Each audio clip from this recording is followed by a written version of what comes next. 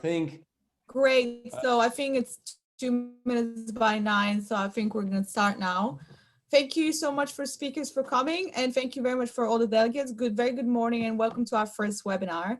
Thank you so much for registering and we're very delighted to have you. My name is Ekaterina Dimitrova. So I'll be moderating today. And I'm one of the co-founders of Community of Global Leaders. So today the topic is the role of remittances and economic development. According to the World Bank Group, remittances hit a record high of $714 billion in 2019. However, with the global pandemic, they sharply declined. Remittances play a huge role in economic development and alleviating poverty. So we wanted to explore this topic in our first webinar of our organization. We'll give you a case study of the Albanian diaspora. For that reason, we've invited some amazing speakers. They have decades of experience in government and academia. So we have Mr. Avni Davishi, we have Ms. Majlinda Joxhe, Mr. Hekuran Murati, and we have Lirim Krasniqi. Just to introduce you to the topic, I'm gonna hand it over to my colleague Arbor Becha and Aurel Borici, who are going to give you a bit more background about the remittances in the Albanian diaspora. Thank you. Hey. Hello everyone, I am Arbor Becha. I am going to introduce this webinar. We are going to start to a small introduction of the remittance in the Albanian country, in Kosovo and Albania. In this part of the conference, we would just like to make a small introduction and present the theme. Remittance to countries of origin for more than that count for more than 50% of GDPs for Kosovo as well as Albania in 2018. The GDP for that year was $7.989 billion for Kosovo and $15.1 billion for Albania. We can well imagine the amount at stake. Despite COVID-19, sending money from the diaspora during the first 7 months of the year 2020 amount to more than 526 million euros. The number has increased by 18 million since 2019. For these two states, the countries of origin of this fund are mainly Italy, Greece, the United Kingdom, Germany, the United States, Canada, Switzerland, at different level for each countries. For Switzerland, for Kosovo, it will be more Switzerland, Germany. For Albania, it will be more Italy or Greece. The mean by which this money is sent to the countries of origin are bank transfer by money transfer agencies such MoneyGram or Western Union, or even hand by hand through friends or family when they return to Pristina, or Tirana by plane or by car. The use of this money found the basis need of food, shelter, bills of daily basis, clothing, and education need. In other words, this money helped reduce poverty in the short term. A concrete example is the fact that third of sending of money is done so slowly for eating and dressing in Albania, and that more than 300,000 families depend on this money for a living because they have no other source of income. I will let continue my colleague Aurel to continue to do this introduction. Hi guys. Hi. Hello, Audi. I'm having problems with the video. Sorry, I'm gonna check it again. My name is Aurel Borici, and I work as the Director of Public Relations of the municipality of Tirana. And during my experience here since 7 years now, we've had a lot of problems with families who have been depending from migrants, and it's a real mess because from my experience in Albania, migrants and remittances have had a lot of impact, and most of this money is going for medicine and for food.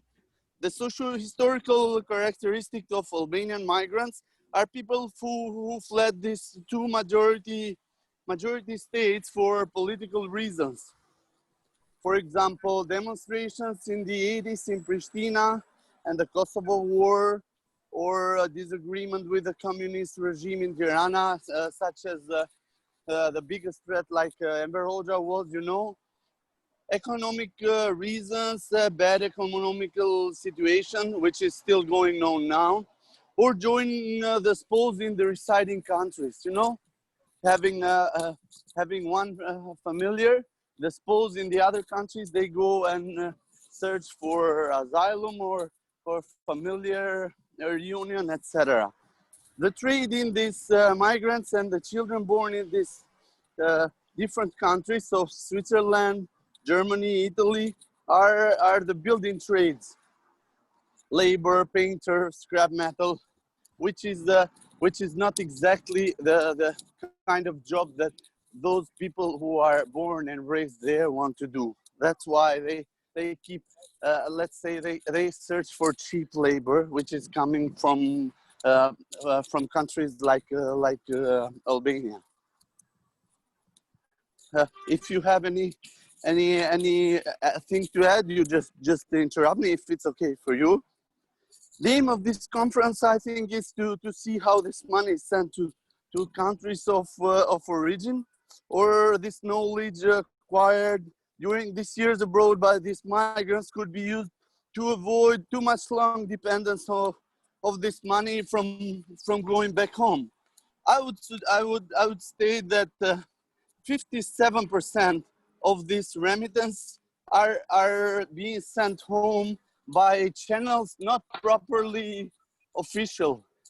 For example, I go back to my family and I take 20,000 euros and I give them by hand, you know, they are not registered in a bank transfer, etc.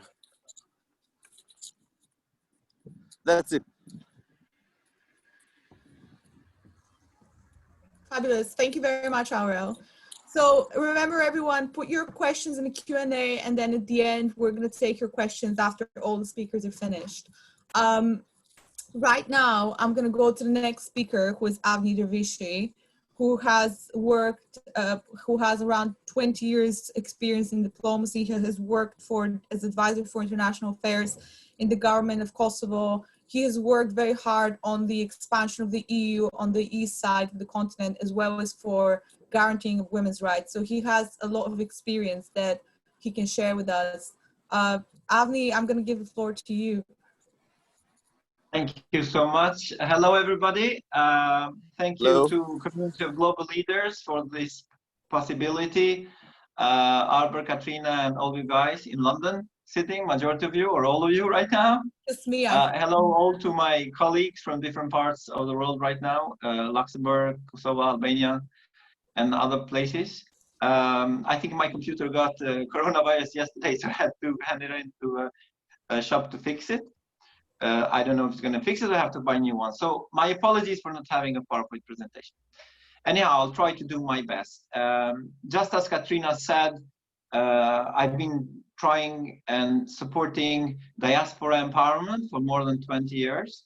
I came to Sweden back in 1992. And the reason why is because I was born in one part of Southeastern Europe, by then called Yugoslavia, but I was born in Kosovo. So everyone knows the reasonings behind why all the wars and discriminations and everything, so we had to escape. However, living in democracy, it does give you opportunity to develop and also share your story with others. So very good that you're sharing those pictures, Arbor, because later on, I'm going to talk a bit about that as well. So what I've been doing is, beside what Katrina said, supporting European integration of Estonia, Poland, Czech Republic, Hungary, and lately Croatia, is because in several of them, particularly in Estonia and Croatia, I've seen how diaspora is getting involved very much on supporting the further integration of these countries into the European Union. That means that they do, beside the remittances that we're going to talk about today, they do invest in knowledge. In many cases, I've seen, for instance, in Brussels, delegations from Croatia, they were headed by a diaspora person who lived in Germany or Denmark for a long time, and they had the knowledge on how to deal with decision makers in Brussels within European Union institutions. And I've seen the same for Estonia. My aim, indeed, beside, I know perhaps this is outside of the subject of remittances, but my aim beside all this is to try to convince the countries of the Western Balkans to do the same. It is concrete, it's not a theory, it's something that you have clear evidence about. Diaspora empowerment, also with regards to knowledge investment, does work. I'm sure Majlinda, living in Luxembourg and seeing all that with her own eyes, she can perhaps mention something about it as well. Anyhow, so today I'm gonna talk about the empowerment or the diaspora, in the sense that, yes, we do send, just like Arbet said initially, a lot of money to the families where, where we are born, because we have this generator called motivation, so we want to help and support. For instance, just as Arbet said, recently there were known numbers that 526 million euros from January to July, for instance, they were sent to Kosovo alone as remittances. And that was many more millions than usual cases without Corona. So with that, I want to say that the willingness, this generation called motivation that diaspora has to support the countries of origin is huge. And to not talk about India, where I did see what diaspora did and are doing when I was there last time, or in all the cases I've been to many African countries like Cameroon and Nigeria, Ghana, for instance, how much the diaspora is supporting many cases. So, however, I wanted to concentrate more on the local level. Why on the local level? By a simple reason. Katrina did mention earlier that I did work for government of Kosovo, which is true. I was working indeed 6 years in the Parliament of Sweden. I resigned on voluntary basis, of course, and I went down to support the country of origin. I was thinking, we, the diaspora personalities, we have the willingness, we have the experience, so why not go back to the countries of origin? Because in the end, they still aim to get higher living standards, just as we have in the Western countries in Europe. Well, I did. That's another story, but it has to do with diaspora remittances. It has to do with the possibilities and limitations that we have in the country of origins as well. Yes, there is a lot of corruption in the countries where we are born. I'm not trying to excuse the corruption itself, but usually that's the case in many countries which has less democratic development, which has less sustainable institutions of the country, and many other reasons, which the ones who are experts on corruption issues in the post-communistic countries can go through in case needed. But anyhow, my experiences that I've seen is that it's much better for many diaspora people to invest on a local level, because so about that, number one, I will talk about why not central level, and number two, why and how on local levels. Number three, I'm gonna take some case examples of some people which really did. They are my friends, I support them, I do cooperate with them. And number four, I will end with the recommendations. So why not on central level investments, or besides sending remittances, why not invest some part of those remittances central level? I've been there, I've seen it. I did receive, when I was working in the government of Kosovo, for instance, I was in charge of promoting more recognitions of the statehood, the Republic of Kosovo, and number two, promoting foreign investments, including diaspora investments. That means going beyond the remittances, which is the subject of this webinar. What I did see with my own eyes was that when diaspora personalities came to the government, I did receive them. The reason why? Because not just because I was working with it, but I knew their willingness, and I knew that they wanted really to support. However, I have to make a distinction there. When we talk about diaspora, we have to think about that there is a generation gap. Also the willingness to invest, also in the willingness to do more than just send those remittances to the families. The elderly generation of the diaspora, what I've seen with my own eyes, is more keen to invest on the cases when they have sympathy with a certain political party or certain political parties they do identify themselves with. And the reason behind, perhaps it might be that they did live in the countries of origin. For instance, they lived in Kosovo, they lived in Northern Macedonia or in Albania.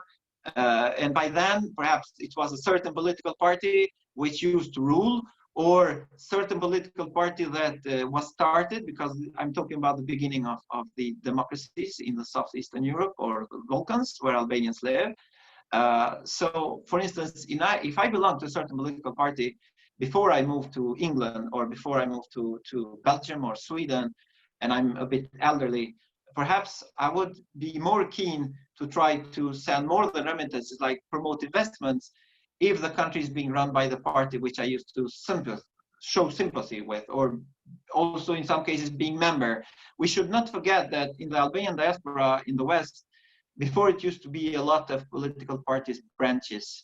For instance, you had from Albania 2 political parties, main, Socialists and Democrats, and not very rarely they used to have like branches in some Western countries, particularly on those with huge economic empowerment, like Germany and Switzerland. It was same with Kosovo.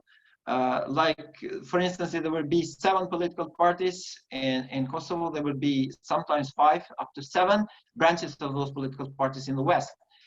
So what happened down there, it did impact us here in the Western countries. However, with a younger generation, they do tend not to see less about who is ruling the municipality of the parents' origin, or maybe their origin. If they were born there, I came here to the Western countries small, and they care less about the political affiliation, which means that it's easier for them to do more than just send the remittances to the families of their parents in this case.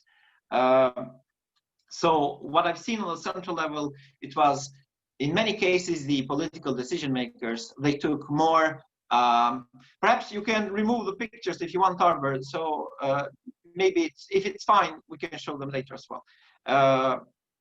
What I wanted to thank you, to say that, for instance, in the central level, they always used PR. For instance, if a diaspora person came to the government and he or she, usually he, wanted to invest, the minister wanted to take so many pictures, but as soon as or the person in charge, but as soon as the break for the coffee break was there, all of at once they were talking about putting money under the table. That means pure corruption.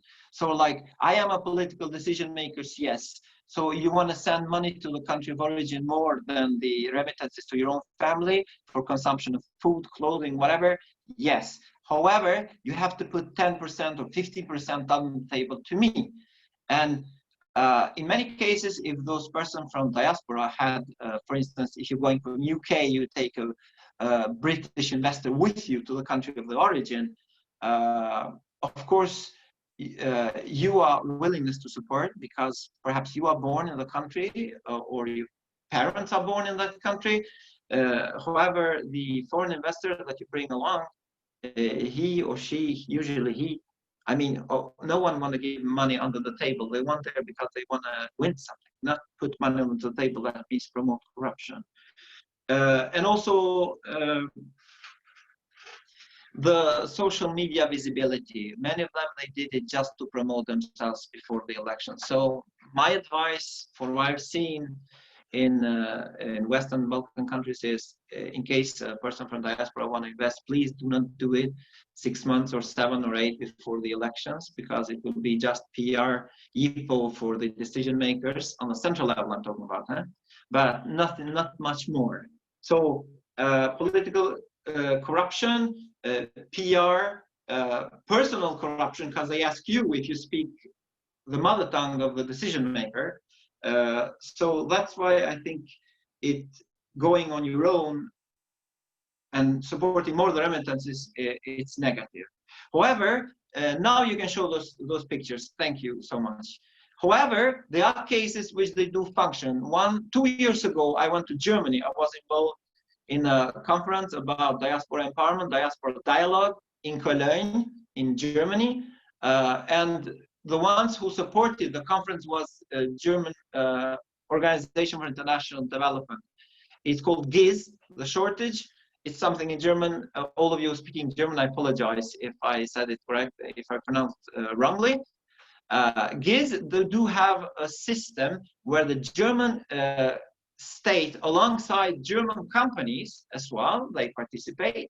They do support diaspora members, for instance, from not just Albanian countries, Albanian inhabited countries in Southeastern Europe, should I say, but also others. For instance, if you are from Germany, you have either citizenship in Germany or permanent residence in Germany, and you are have a background in any kind of business that you do have, or knowledge for that matter, the German state, alongside the company, they do pay you to go back to the countries of origin and either try to do more than just sending those remittances, get a job, simply they pay you wage, or they convince the authorities of the countries, also the central one, to hire you for 3 months or 6 months. That means they want to export knowledge as well, besides sending all those money that we do send on a personal level.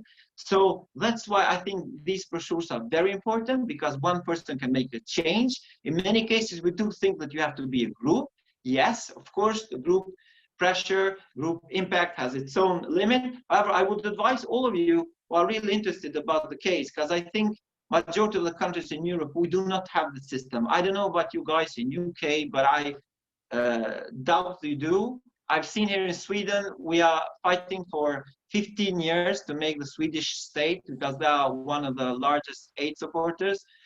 For all of you who know SIDA, Swedish International Development Aid, they also give money to Oxfam in UK for the aid and development possibilities.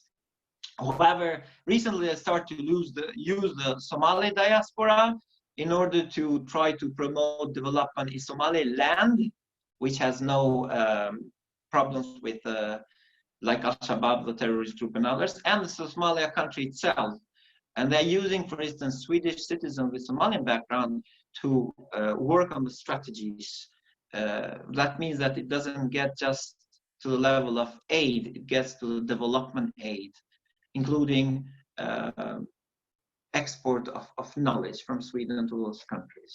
So I think the German example is a great example that I have to show, which works on the central level. But if countries in between, that means government to government, do push for that. If you go as diaspora person on your own personal level, it will be much more possibility that you will fail. I don't want to generalize, but what I've seen with my own eyes. Anyhow, so now I want to talk about why on the local level. Why on the local level to invest or to do more than just send remittances? Because on the local level, number one is less bureaucracy. Number two is less corruption, in the sense that you have your family, you have all your relatives, maybe you're born in UK or Sweden, whatever, but still you do know people and they do know you. Which means that less bureaucracy, less corruption, it does increase the efficiency. And also efficiency, I mean time efficiency as well, because you, regardless how motivated we are to invest in the countries where we're born, there is something called time. You can go once, twice, but in the end, the motivation that you have, it does start to get weakened, you know.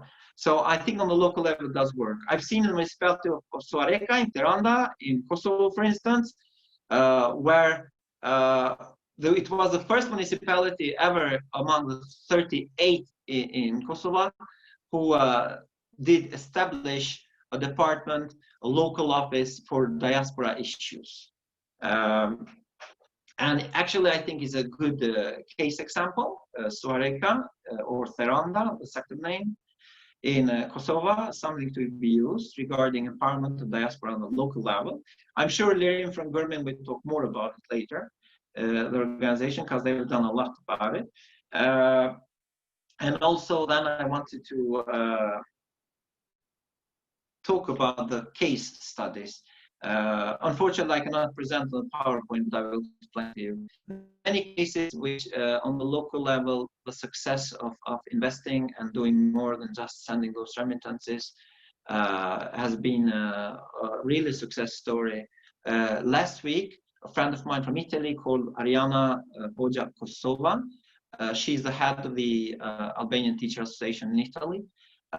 She did succeed to bring 10 students, Albanian students from Prizren University to go to the university in Italy, University of Camerino. Apologize to not speak the Italian if I didn't pronounce it right.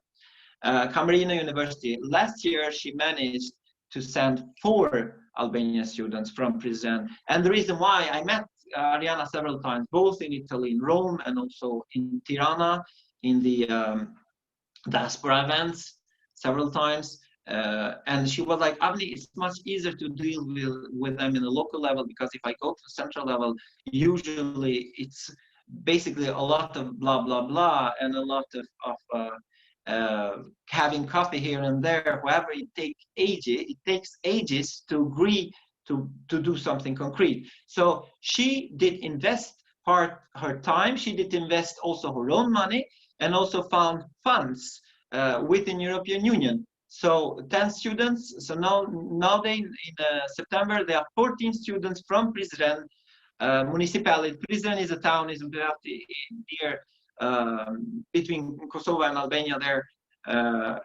There are 14 students studying in the Camerino University. It's Macerata region, if I'm not wrong. Another case is a person that I know that I support. His name is Naim Morseli. He's from Sweden. He did, instead of just doing the remittance, he was 2 years old when he came to Sweden, but he took a friend of his and they opened in the municipality of Jakova, also in Western Kosovo, a factory to produce covers for the cars, Volvo cars, which are used to produce in Sweden. And they are still produced in Sweden, some of them. And he did it on a local level. He never went to the central authorities because he knew, and I told him, please don't do it, because if you do it, I'm sure that what will happen is it will be a lot of meeting in the nice fancy offices. They're going to show a lot of media PR, but it won't happen many things, you know. So he did it on a local level. Today in that factory in Jakova, I think there are about 300 people working. 300 people means that you do support 300 families. So that's one way to decrease the poverty and increase the economical well-being, which in its lead, it does send positive echoes to many other diaspora people who want to invest also. But that means that also people from Jakova municipality are less keen to move abroad comparing to others, because when you have a job, you have a well-being, of course, you stay there. Another case is a friend of mine from Albania, Bujar Mema. But he had really a struggle. He tried to do, just as I said earlier, on the central level. He moved from Norway to Tirana. He opened an office called Norinvest on his own. However, he met so much of this corruption and bureaucracy, like in all Balkan countries, not just Albanian countries for that matter. And then when he tried to do more things on a local level, I told him that is the right way to do, and we did cooperate the whole time as well. And things did start to go much more better in the local level. So he got much more, for instance, Norwegian investors to go to Albania. And recently he got a big project on that. Buyarnema is his name. So also a great really case study. So another one that I wanted to raise up, good case study, is a person called Flamur Mavrai. Flamur Mavrai indeed is head of the Albanian Diaspora business community in Norway, because for those of you who are not involved in that, there is a Albanian Diaspora business community, and they are very well organized. And he's a young generation, regarding the gap generation. He's a young generation, and he has no back thoughts about political party affiliation, which makes it much easier. He did open an IT company, and he hired several young people in Pristina, the capital, to work with it. So what I want to say is personal motivation should be used more to invest on the local level, because it's much easier to get to successes. We do have the emotional connection, which is really great, the diaspora people. Yes, we do see the generation difference. We should talk openly about it and be more keen to highlight that fact. I just want to say one more thing. In March was my last personal trip abroad because of this pandemic. I went to Berlin, and the reason why, because we had the diaspora gathering. There were 2 Albanians, me and another one.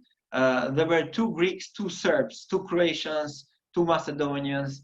And the reason why was we started to have what can diaspora do, like on the Balkanic diaspora, to promote peace, stability, and positive development of that part of Europe.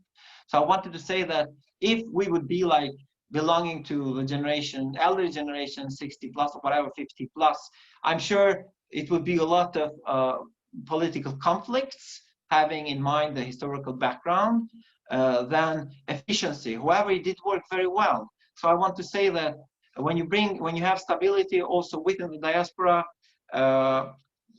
stability in the sense of democratic stability, that means also the successes with regards to investments are much higher. So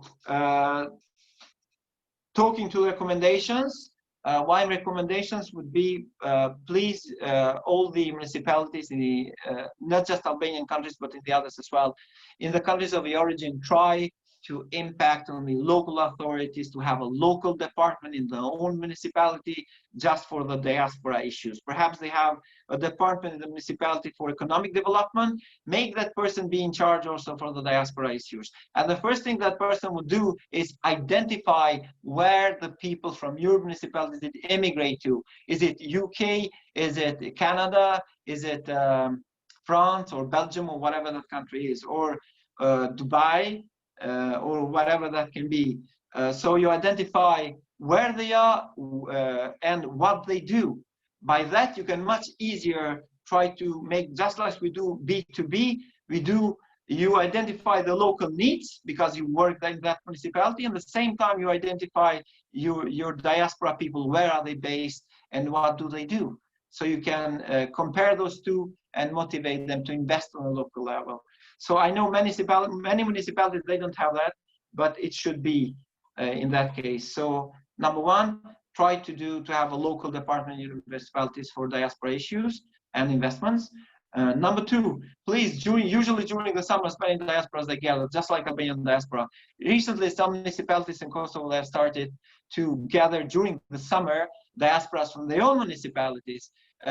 It's a show up, yes, but also it's a momentum to appraise the needs for investments beside those remittances. So during the summer, try to do it. For instance, in Mitrovica, I'm not born in Mitrovica, it's the northern part of Kosovo. I was talking to a major municipality. I told them, why don't you have a brochure? And trust me, it took just like 3 months, and they had brochures on their hands. I don't have it with me. Very small one saying that you can invest on those areas. It was really clear, not much of blah, blah, blah. It was more clear. And it was a message about investments from diaspora that goes to all generations, regardless. So number two would be try to have diaspora groups on a local level. Number three, try to do something else on a local level. For instance, once again, I want to take the Svareka municipality. The last summer, they had free parking for every single person coming from diaspora with their own cars. So it's really something different, but it is something new. And then if you have a university in the municipality or region where you're from, try to convince that university or college to establish a diaspora mentorship program, which you don't have. Yes, the remittances are the money, but investing on knowledge is also investment. So if you have a college or university, try to establish exchange program, mentorship program, and exchange program in diaspora. And also, in some cases, secondary school. And the last one, in the municipal level, please impact with everything that you need to have a brochure or anything similar where you lift up good case studies. For instance, you have 3-4 people who did invest, did more than remittances, show them in the brochure, pictures, 3-4 lines like this, for instance, and then it will work. And then you can have one digital copy of that brochure and one paper copy of that brochure. I'm not talking about local patriotism, but maybe some people take it as local patriotism. Having that said, I apologize in case I said too much or too little. Anyhow, that was me. Please use the social media. Let's get in touch and network and support each other. I'm open for cooperation. Thank you so much, Community of Global Leaders, for giving me this possibility. Thank you so much, Avni. Thank you for all the great presentation. That was very, very informative. So now we're going to move to the next speaker, who is Majlinda. I do apologize if I'm slightly mispronouncing your name.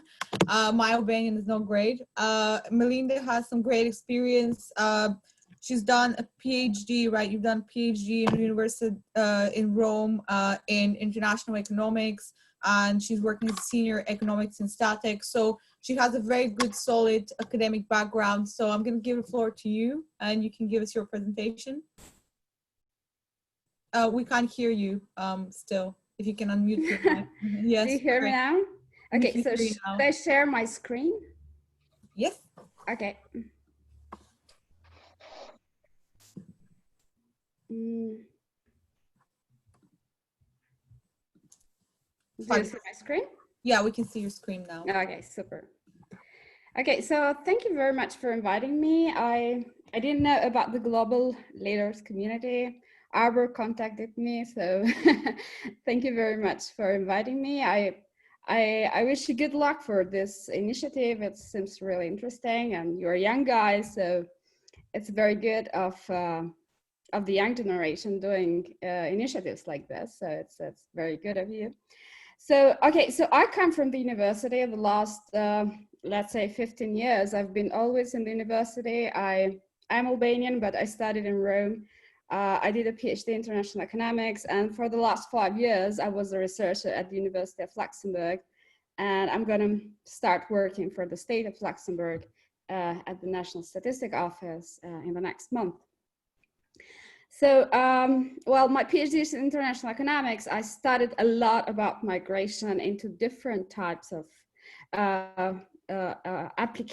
different types of themes, but one of them was remittances. I'm going to speak a little bit about my experience because I did a project about the Filipinos and the remittances, and it was a real on-the-field project. But I'm going to explain a little bit from an academic point of view, from a theoretical point of view, what's the problem with remittances and why we are speaking so much about that.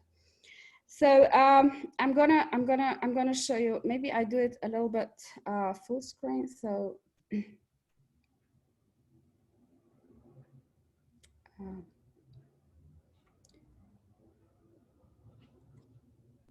Do you see it now?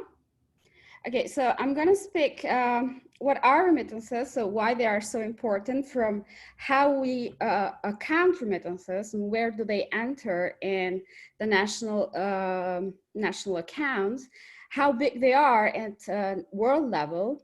And I'm going to explain a little bit what's the issue about remittances nowadays, what the academics are working, what the evaluations at level country or at areas has been done, and why is this question, do remittances really affect economic growth? I'm going to speak about the project I initiate with researchers from the World Bank and the University of Michigan. It was called an Edupay Project. I'm going to show you how we did and what is the best way to do this kind of projects. And then I will speak a little bit my ideas about the Albanian Kosovo remittances and what are my recommendations. Okay, so now when we speak about international flows, there are not only remittances that go into developing countries. Usually there are known, like there are 4 different kind of international flows that enter to developing countries. So probably you know, there are foreign direct investments, there are portfolio investments, official assistance, that is the official development assistance, and remittances. Now, until the 19th, there was not so much interest in the remittances because they were very small. But after the 19th, the increase of the international migration and the increase of the remittances was so huge that actually led the researchers to think about more about remittances, why they are important. And I want to show you this graph that I show also to my students when I do a course in development and population. And I show this, this graph because it's really interesting, not showing only because remittances are growing in a very fast way, but one crucial point is that remittances were not affected by the crisis of 2008, whereas all the other flows, apart the official development, were hugely affected. So the shock in the 2008, the financial crisis, really dropped down the foreign direct investments, the portfolio investments, but the remittances were still going up. So it seems like migrants are willing, and they still send money even if they're shocked by crisis like the 2008. So it becomes very important to see why remittances are also not affected by economic crisis. But I want to say you something that remittances are very important for how we account remittances in the balance of payment of a country. So a country, a Canadian model says that a country grows for mainly 4 reasons, because the equation is very simple. A country grows because there is increase in the consumption, there is increase in investment, there is increase in public spending, and there is increase in exports. So there are more exports than imports. But when we look at the remittances, the crucial point is that these remittances are called unilateral transfer. Well, they enter in the country without any production to be sold. So there are money that enters without any effort, different from the exports, because for running an export, you have to produce something in order to get the money back. So this kind of transactions involve only one side of economic exchange, and these are very important because there is no need for the country to produce a good or a service to get that transfer. So I'm showing you these things because first, remittances are not shocked. Second, they are clean money entering into the country. Now at the world level, I show you the statistics of 2014 because that's the year in which less crises were affected. But in the 2014, the 2 countries like India and China were receiving like 70 billions and 64 billions per year remittances. Well, of course, related to the GDP, the smallest country have the highest rate of remittances receiving. So I'm going to show you this graph. This is still 2014. So India and China has the lead in the world level. And I'm going to show you. I show you this graph, the Philippines, because I worked with the Philippines for almost 3 years, and the Philippines are really a particular country because they are not as big in terms of population as India and China, but they send like 28 billion per year of remittances back home. Now, the problem in economics, so I'm a researcher, I look at the data that comes out, I look at how the remittances are connected with different other outcomes of economics. So like poverty or economic development. Now, the thing is that researchers have tried to see the effect of remittances the last years at the world level, in country level, or in area level. The outcomes, more outcomes that comes out is that these remittances have affected a little bit. They found a positive but a very small relationship between remittances and economic growth. And I show you here Faini, who was a professor of mine at Tor Vergata, and unfortunately he died, World Bank in 2006. But other studies, and this is very important, I'm going to emphasize, they find no relationship. On top, there are some studies that they show there is a negative relationship between remittances and economic development. And the papers that show this, what is the main argument is that, well, these remittances are barely found investments. They go mostly for higher consumption. So as a researcher, I'm interested, of course, creating opportunities on how the usage of these remittances. But first of all, in order to see how remittances work or any other type of unilateral transfer, you need to make a robust empirical evaluation of this phenomenon. And up to now, there is I've worked with people from the World Bank, and they are worried about remittances. Well, there are some issues about remittances in order how you count remittances. Informal sector does not help the researchers to really find the real relationship between remittances and economic growth. So it's a little bit, we are still in the time that we don't know really how remittances really affect economic growth, how they do affect economic growth.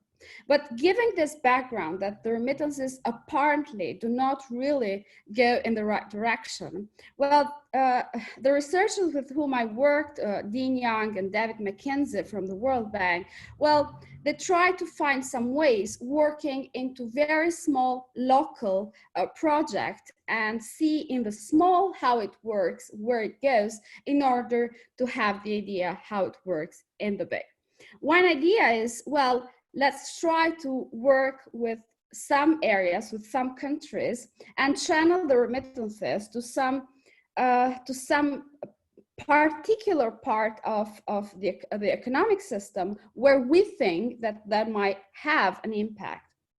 So the idea that comes now to the researcher is, let's find the way to channel remittances where we can really know that it might enhance economic growth. But when we do this kind of project, we need to evaluate them. So it's not the way that we did the project I'm going to show you. It's not that you start a project, you give the money, and you say bye-bye. No. What also I recommend, probably there are people from political system, from government, etc. Well, you need to evaluate every type of program you're running. Because in order to show how a project works or not, you need to evaluate that. So that's probably Arbor said it in the very beginning. The thing is that remittances goes basically to family needs, consumption, and enjoying nice things. So when we see educations or other finance projects, this is a survey from a World Bank run in Moldova, Georgia, and Azerbaijan in 2016. Well, in finance project and in other education expenses, remittances just account for 8%, whereas in nice things like going and drinking, it's 25%. So what we did, okay, so during my PhD, I worked for organization that is created by Esther Duflo. Probably you know, she is the recent Nobel Prize winner in economics. IPA Innovations for Poverty Action is the same lab as Poverty Action Lab in MIT. And the idea of Esther Duflo, she really revolutionized a little bit the idea of how to see development. And that's why she won also the Nobel Prize, is that if you run a project, so if you want to see how development works, is you have to run a pilot. So you have first to try to see in the small how it works, where are the problems, find out the problems into the small with small amount of money, and then if it works, let's make it bigger. Before make it bigger, Esther Duflo says to replicate the same study into another context and to run it not with Filipinos, but to run it with Albanians probably, and see how this project might work. So we got the funding from the USAID, and Professor Dean Young, who is at the Michigan, he is a Filipino.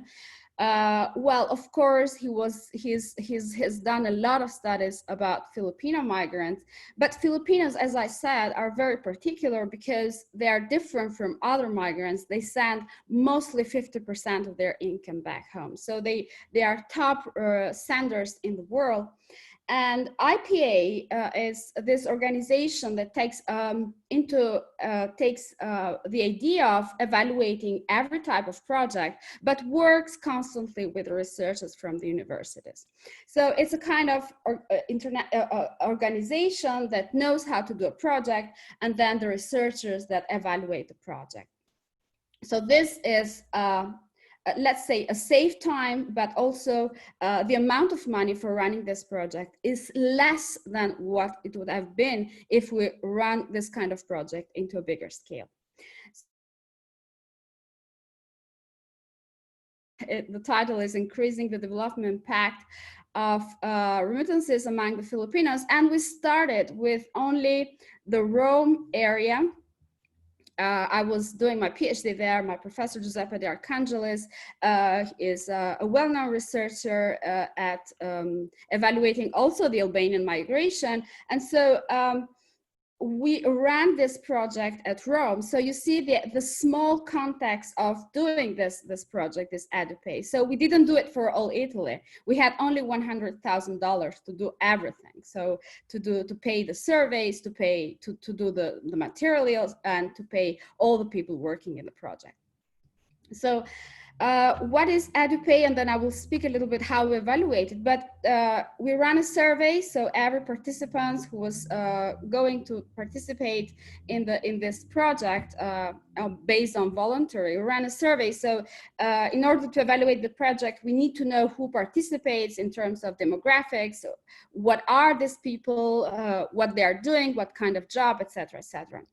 And the Edupay Project, this is a flyer that we produced with the Ministry of Education in the Philippines and the bank. So Edupay actually is a bank product, and we piloted. It's a new bank product that we created.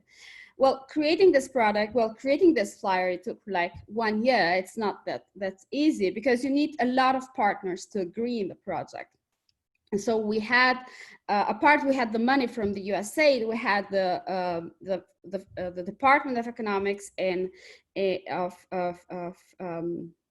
Philippines, and we had a bank that argued to work with us for free in order to do this product. So what's the idea of this product? Well, there is a high dropout of Filipino students from schools. You know, it's kind of 40% in the Philippines, and that's a big problem. And one of the main drops out is that because they do not have enough money to buy books, or they do not pay inscription fees, for example, in the high school or at the universities. And when we did the focus group, well, Filipino migrants in Rome, we figured out that most of this money that they were sending back were for the education of their students. Buying books, paying inscription fees, etc., etc. So the idea that came out is, well, let's work with the Filipino Ministry of Education. They gave us the contact of all the schools, and of course, not all the schools in the Philippines, because some area of the Philippines are high risk, especially Mindanao in the south. It's a little bit risky, but we had an office of IPA in the Philippines and an office here there in Rome. And actually we had the list of schools that we were able to identify, that was able to be identified by every of the migrant who was living in Rome. So we, based on voluntary, we just sent out this brochure, and a lot of Filipino migrants just came to us, asked for paying the fees, paying the books directly, not by any other person, to the schools where the students were studying. But what was Edupay more? Well, Edupay was a little bit a constraint. People who were going to pay to sign up with Edupay, we made the school, we constrained the school to send the outcome of the student to the parents that are living in Italy about the school progress of the student. So we actually had a hard time to figure out how to do it, because what it comes out from this project in a local in a very small size is that most of the schools do not have a bank account, so they need to open a bank account. Some of the schools were very not easy to reach because they live in the remote areas. But what's interesting is that we run it very small, or we didn't, we were piloting projects. So we were evaluating the pros and cons of Edupay. Okay, so we did some surveys, we did some behavioral stuff in that. There are 2 articles that I published with the researchers in this. But the thing is that this Edupay was successful because all these difficulties we figured out during the fieldwork of 1.5 years, and we said, okay, these are the negative points, these are the positive points, this is how to do, and this is how not to do. And I want to show you before I get to the Albanian Kosovo, and I want to show you that this field smile, actually you can go in the internet and see it's the real application of our Edupay. And so the idea of the researchers, including Astrid, that if we see in the small scale how it works and how it doesn't work, then we can open it up. And Field Smile is working. Really, it's a real product that is done by a Filipino person who really invested in the idea of our project. Another type of real application is the aftermarket that was also built up on our idea of Edupay. The aftermarket is an e-commerce of sending remittances, buying, not sending money, but buying for the migrants real goods like pharmacy, like going and paying the education. So really putting the remittances of the migrant to the real outcome of where the migrants wants to to have these remittances being spent. So this is my experience. Actually, now I'm not working with the Albanian diaspora because I didn't have the chance, because I have always done research, and I really want to start like evaluating any kind of this project will be very interesting. For doing that, you need to have a lot of people involved, because I work with other 2 Filipino researchers who did an amazing job on involving a lot of a department and a lot of people in there. BPI, Bank of Philippines, just entered to our project for free, but to convince this, it's really hard. So I'm really willing to do any kind of this project for the Albanian community, but it's a little bit difficult. So I wish I could do something like that. But I'm doing a project now from the University of Luxembourg. I won some funds from Fonds National de Research here in Luxembourg, and I'm seeing how the intentions to migrate of Albanians are going to impact probably European Union if one day Albania is going to be in the European Union. So it's a very ongoing project. We have some working papers on that, and COVID just stopped it. But I want to show you this graph, and I want to give some idea about the Albanian. Well, if here I'm just putting the 5 countries of the Balkans. And I'm showing you how big the remittances are in Albania and Kosovo. Well, if you see Albania is the first, Kosovo is the last one. I put it that on purpose to see that basically in the Balkans, we are part a little bit North Macedonia, but we are the 2 countries who really are getting a lot of amount of remittances. And my question is, well, we need to evaluate that. There's not been any study on how the remittances really impact the economic growth of Albania. This is due to data. A little bit difficult to really see how this might impact the economic growth of Kosovo and Albania. But what is, from my point of view, what is interesting is probably running this small project in a small context and see how it works in order to make it bigger. Because if it works in small and if it works in another area, it might work also in big. But we start with the idea in small, we don't spend so much money, and we do it bigger. So if you have any idea of evaluating, or if you have any project ongoing, I will be very happy to evaluate that, or we can speak about any type of project for Albania. I will be very willing to do that. And when I present my job all the time, everyone asks me why you do it for Filipinos and not for Albanians. So I'm really happy to do something for Albania, and very willing. Thank you very much for your attention. I hope I was on time. Thank you very much, Majlinda. It was a very, very interesting presentation. I personally learned a lot of new things that I never heard before. So it was very impressive. Thank you very much.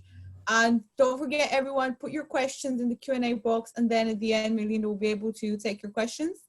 And now I'm going to move to the third speaker, who is Hekuran Murati, who is an MP, and he works in the Economic Affairs Committee.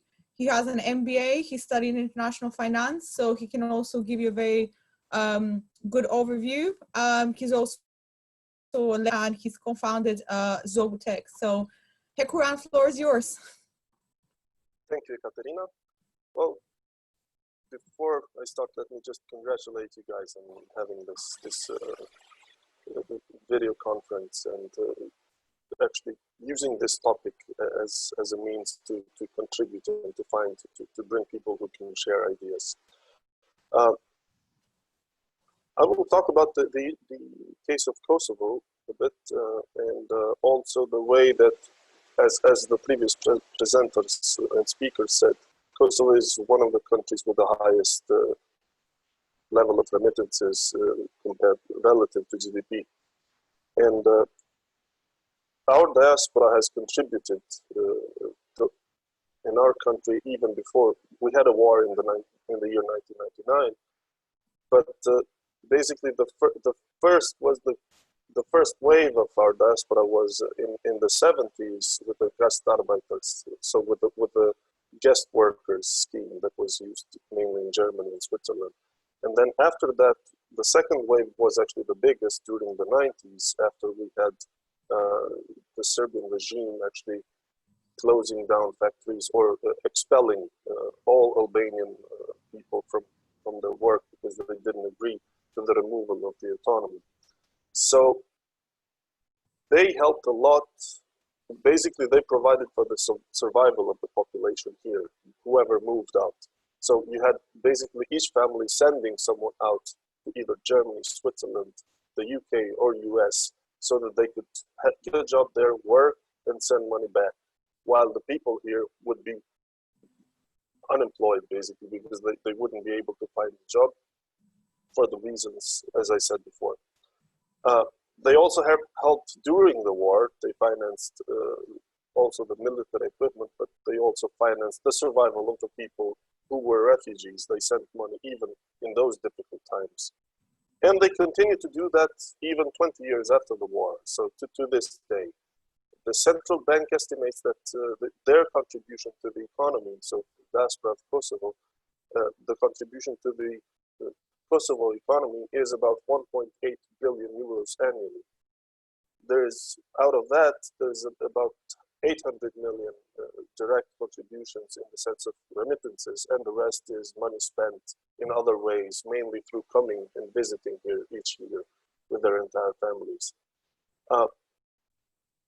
As the previous speakers said, that money is mostly used for consumption, which is sad, because if you see the potential that 1.8 billion could make for such a small country as Kosovo, you would be able to create huge opportunities. But that money is spent in consumption, and considering that the economy and the production forces here are very small, consumption means imports usually. So that money makes one circle in the economy and is again sent abroad to the countries we import from. So the idea I am pushing since 2015 basically is to create a sort of a conduit that would allow the channeling of these funds, or maybe additional funds on top of that, to investment projects, not just consumption. And basically, as with finance, you have at the top, you have the debt, then comes equities, and then other instruments, more complicated. But for debt, the government of Kosovo started issuing debt, or started issuing government bonds in the 2012. I was part of that team.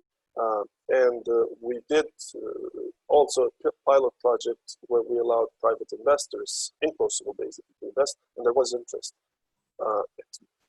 Jumping off from that idea, I thought, okay, why not? Maybe we could use this example and to create a sort of a product called diaspora bonds, which would be designed in such a way, because again, we have to think of the average person we have on our diaspora. It's not like everyone has the financial knowledge to know complicated financial instruments. So we would design, the idea was to design this product, this diaspora bond, in the same way as a term deposit, something that those people are familiar with, because they go to a bank, they know how to get a term deposit to put their money on a saving deposit and leave it there until it expires and get some interest back.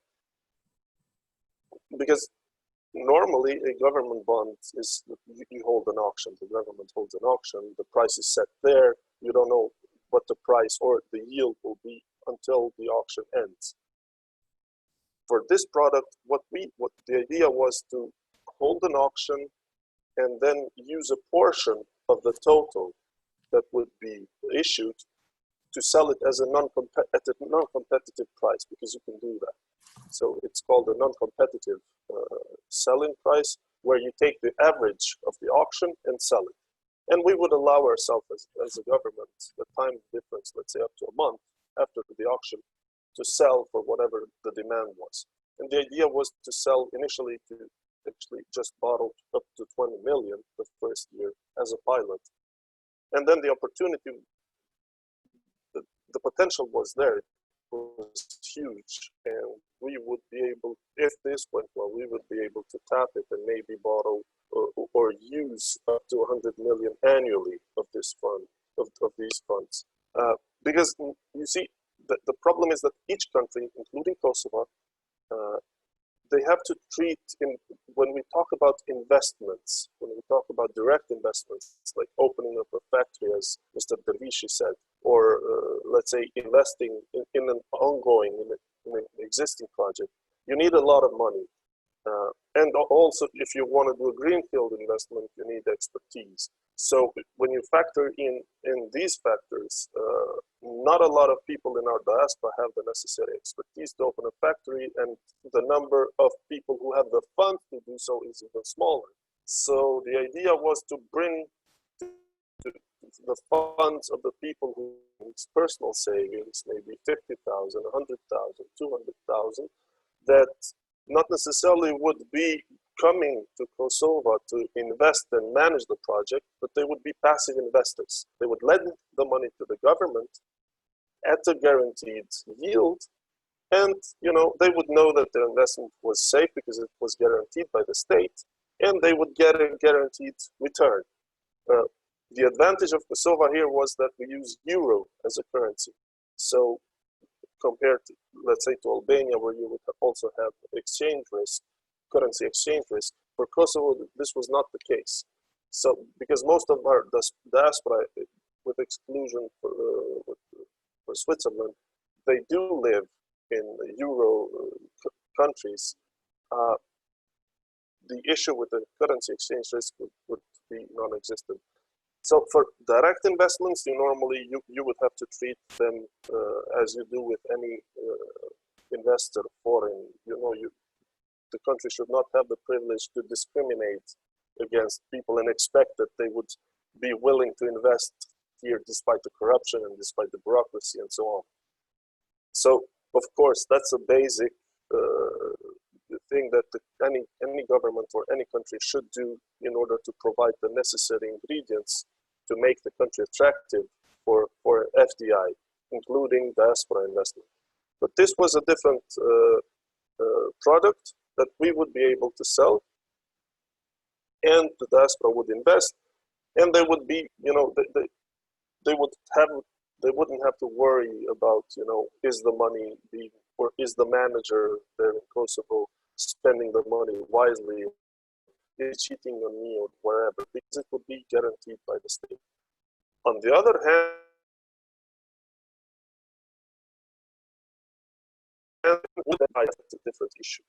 One would be in development projects one way, and another way would be, which we presented as an alternative with the Visa Vetendosa, where I'm part of, is to create a development bank where that money would be channeled to that bank to invest in local projects, but also would be able to lend to people from diaspora who have the expertise, who have the knowledge. They can bring the knowledge back. Let's say they work at Siemens or another factory in Germany, but they don't necessarily have all the funds to open up a small factory or whatever to transfer part of a business process here. Then the development bank would be able to step in. So in a way, we would take diaspora money, channel it through the government, channel it through the development bank, and bring it back again, some of it to the diaspora people who would be able to invest. So this was the idea, but as I said, I pushed for it since 2015, but there was not very much political willingness, again, to execute it. We even did the promotion, the brochures, the regulations, all the legislative acts, the legalese we completed, but in the end the political will failed us. And that's also one of the reasons I joined politics, basically, because I saw that if you want to get something done, you have to do it yourself, and not just expect the politicians up there to, push it. Because if they're not invested in the project, if they don't have a stake, let's say, in the idea, it's not like they're very willing to push it, and even less if they don't benefit anything from it personally. I'm talking about the old cast of politicians. And the idea was to basically execute this in our government as Vetendosa. However, our government, as some of you might know, was very short-lived because the old political caste got together and overthrew the government in the middle of the pandemic, just so that they could continue with their old ways of doing politics. This is more or less what I wanted to share with you, that there are possibilities to also tap the potential, not necessarily and not only of the people who have the necessary funds and the skills and want to come here and open a factory, but you can also tap the potential, which is huge and much bigger, of those average people who, average diaspora members who might have some 50,000 or 100,000 euros in savings. They want to invest in a secure investment, in a liquid investment. If they want to sell, they can sell the investment, they can liquidate it, and get their money back, and have a return without any currency exchange risk. The next step, of course, then would have been a jump into equities, but that's a different topic. And later on in the stages. But there's not much left. As with other Balkan countries, most of the publicly owned companies, which are basically the biggest, have already been sold, and there's not so much left to privatize in order to do an IPO, as they call it, an initial public offering to sell the shares. So the potential is very limited here, but we could still, maybe jumpstart the idea and hope that a common market with Kosovo, Albania, and maybe even Macedonia and other countries would provide for a bigger market and bigger potential pool of investment possibilities. That is all, and I hope there will be any discussion and questions. Thank you. Thank you so much for this presentation, Hekuran, and thank you for sharing your experience. And of course, if anyone has questions towards you, they can put them in the Q&A box, and after that, you'll be able to answer these questions. So I'm going to move to Lirim. He is a political researcher, and he's done his master's in political theories. And now he's doing his M&A in Central European University. He has a very rich experience in Ipsos, in initiative group for Alpha Bar Kosovo, and now is working in German. So Lirim, floor is yours. Thank you, Katerina, and hello, everyone. It's a pleasure for me to be with you today. I work now for a non-governmental organization called Germin, which is based in Kosovo and Albania, but has a wide network over diaspora with partnerships with over 250 diaspora-based organizations, mainly Albanian diaspora, and a database of 10,000 professionals. What I'm going to talk today is more related to social remittances. I want to tap more into the resources and the values that diaspora has beyond financial remittances. And before going there, I want to give a brief introduction about Germin. So Germin is registered as an NGO in Kosovo in 2014. If you want to know more about the name, what does it mean? We took it from a novel of Émile Zola, a French novelist, called Germinal, which means to grow and prosper, and which is quite related with diaspora word, which is if you go back to etymology, it means dispersed people, or dia, which means dispersed, and spora, which means the people scattered all over the places. And this is with our NGO's name. Germin has been working quite a lot with Albanian diaspora since 2014. We have 4 strands, starting from diaspora philanthropy, youth and education, diaspora professionals, diaspora investments, as well as diaspora advocacy and diplomacy. Going to the topic that I'm talking today, the reason that we are working in social remittance is that Albanian diaspora history and financial remittances has a history also, which goes alongside with Albanian migration. So from the very beginning, when Albanians started to migrate, they also started to send back money, back home. So, and this is mainly because the reasons of migrations were quite related with economic circumstances back home, and they sent money back to help the families for their daily struggles. But this is also related with the conditions that were political and economic conditions in Kosovo and Albania. Albanians here couldn't start doing something very serious until the 2000 because of political systems and issues.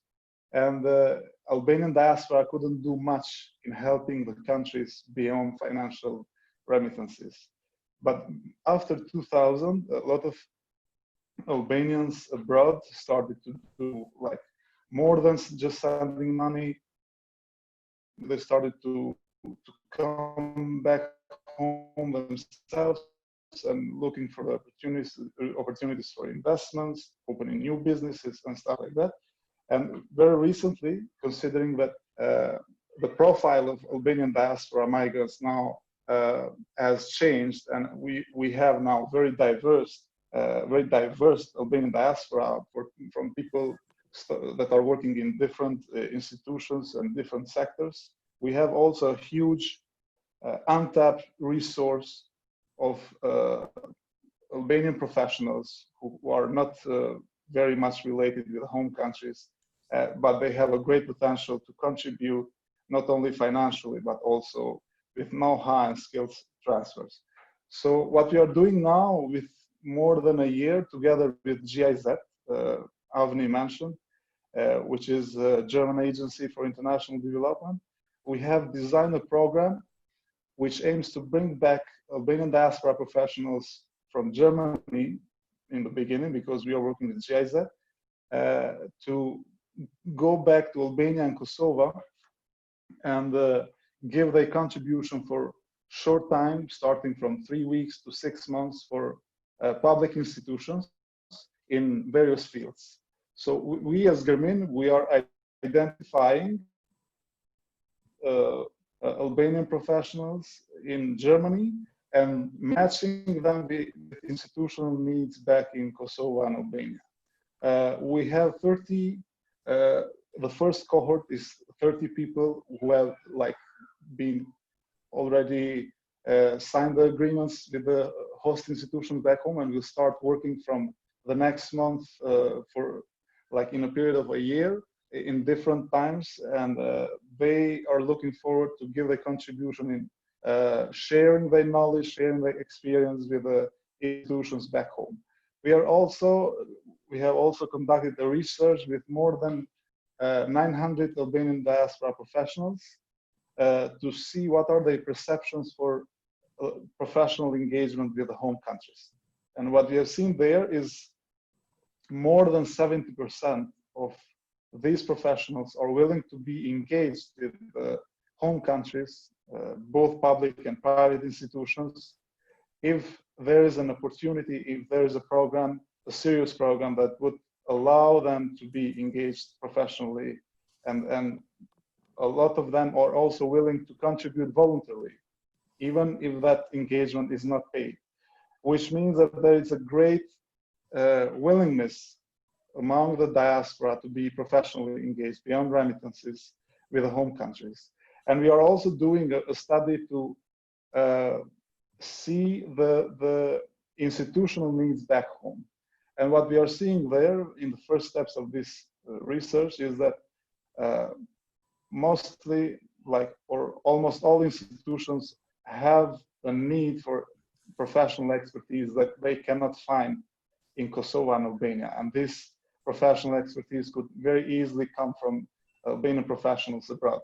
But they don't have any particular program that would enable these professionals to come back from diaspora and contribute and share their expertise and experience in these institutions.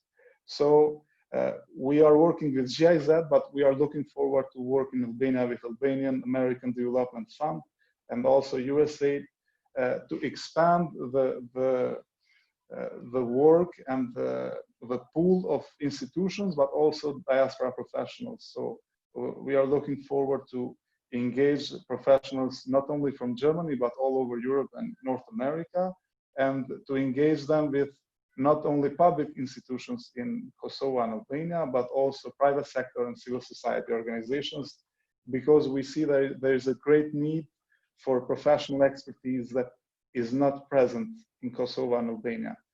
So we are not looking only for example, consultants that work with project planning, business planning, but we are looking for more specific fields that lacks the expertise in the home countries, but this expertise is present abroad, and in this case from diaspora. So this is what we are doing now for social, developing this component of social remittances. But I would like also to add something about local investments and remittances, as well as diaspora investments.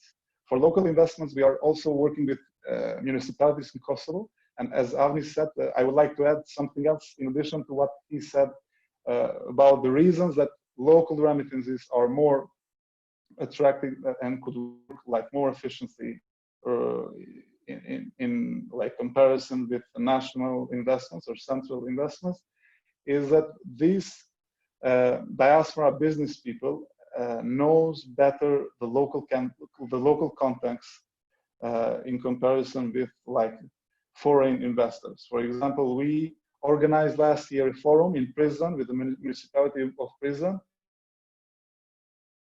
where we invited more than 50 diaspora municipality of Prizren, and we also worked together with the municipality to create a sort of offer for these investors.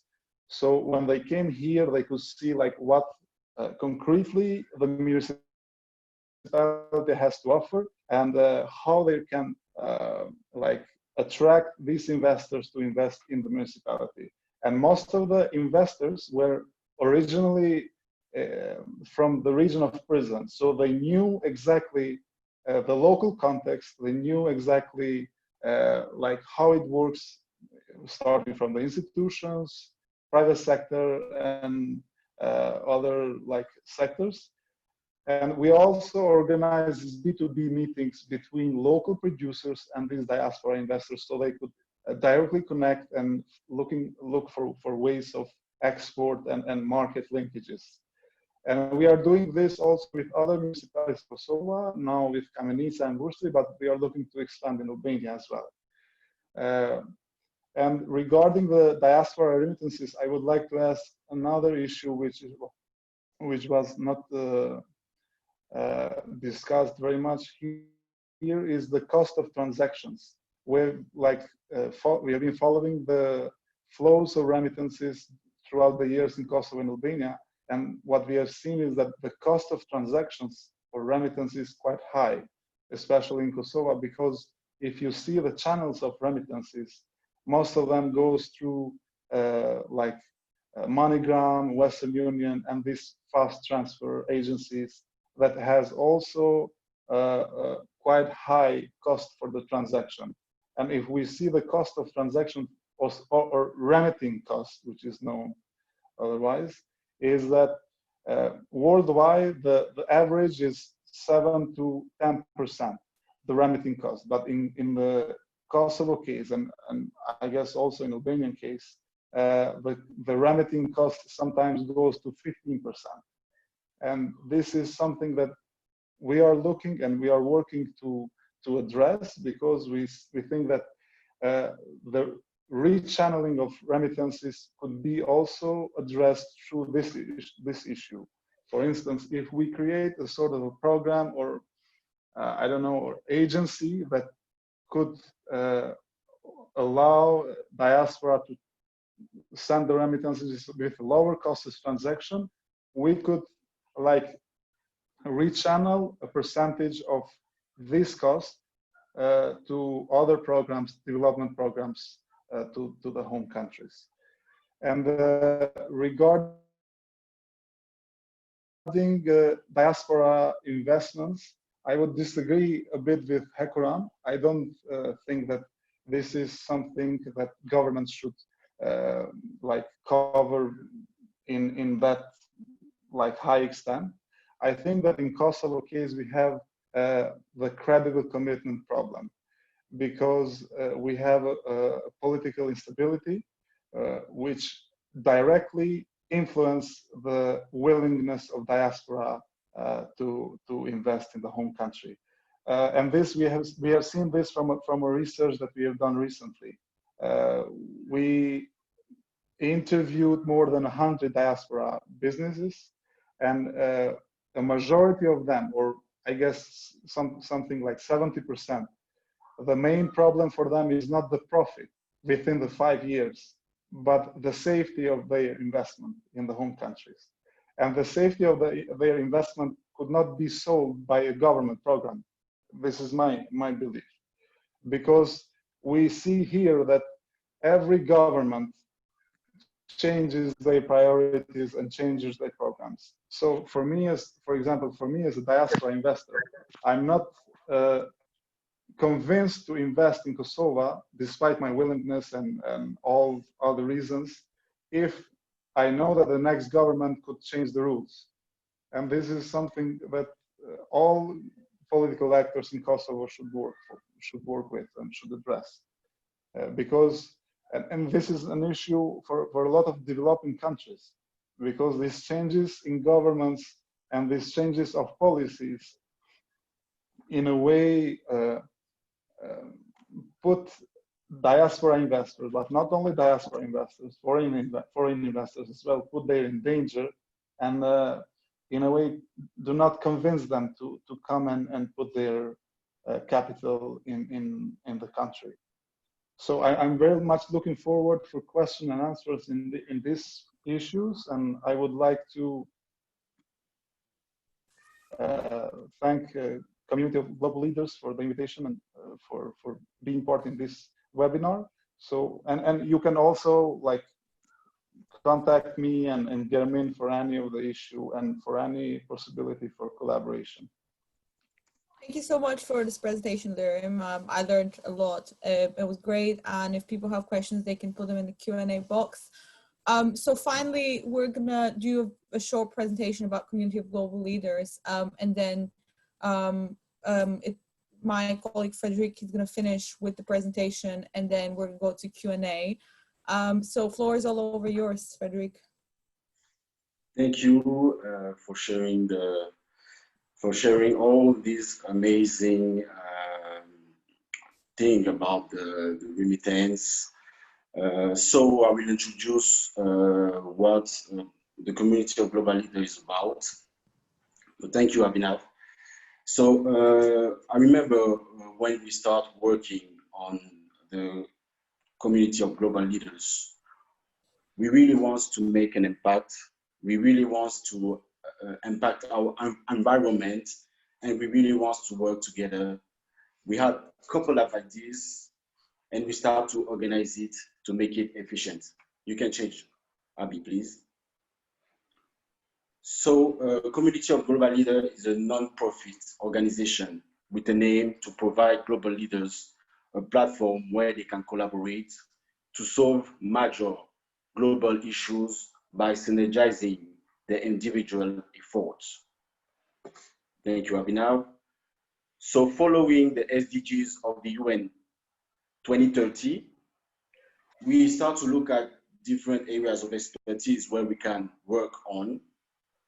So we decide to work on peace and conflict, development and technology, climate change and renewable energy, economic development, entrepreneurship, gender, racial equality and culture, and disinformation, communication, and media.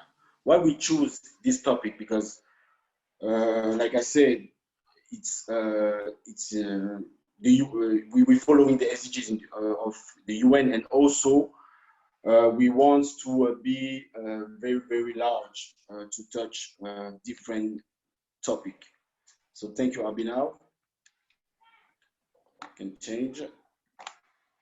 So after that, we think about, like I said before, we really want to be large. So we divide it in 5 divisions.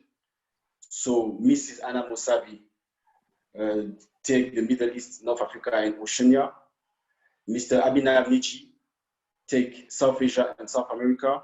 Central Europe and North America was for Mr. Abel Becker. Eastern Europe goes to Mrs. Ekaterina Dimitrova, and I took Africa because we took the region where we are from because it's more simple to make link with the people there. So thank you. So what's next for the Community of Global Leaders? We want to work with a lot of people from different regions. So this is why we start to build our organization with countries. We want to work with people from different countries, so they can be country director. And also we want to have a advisory board because we think it's very, very important to have advice from people that already work or have worked at high level. So this is what's about Community of Global Leaders. And I thank you for listening to me.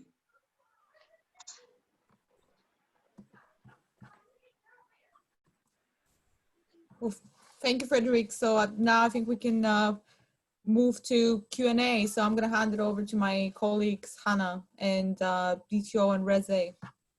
Hello, lovely to see you all, and thank you for such a riveting conference. So we've got 2 questions in the question and answer box, and some that have been sent privately. So I'll go to one of the ones that was sent earlier. So it says, so regarding the remnants of the diaspora, there is also an element of identity. So while the economy is a strong element, could it be disputed in the sense of belonging? And so have you seen if there has been a difference with the 2nd or 3rd generation of the diaspora? And I think that's open to all of the speakers.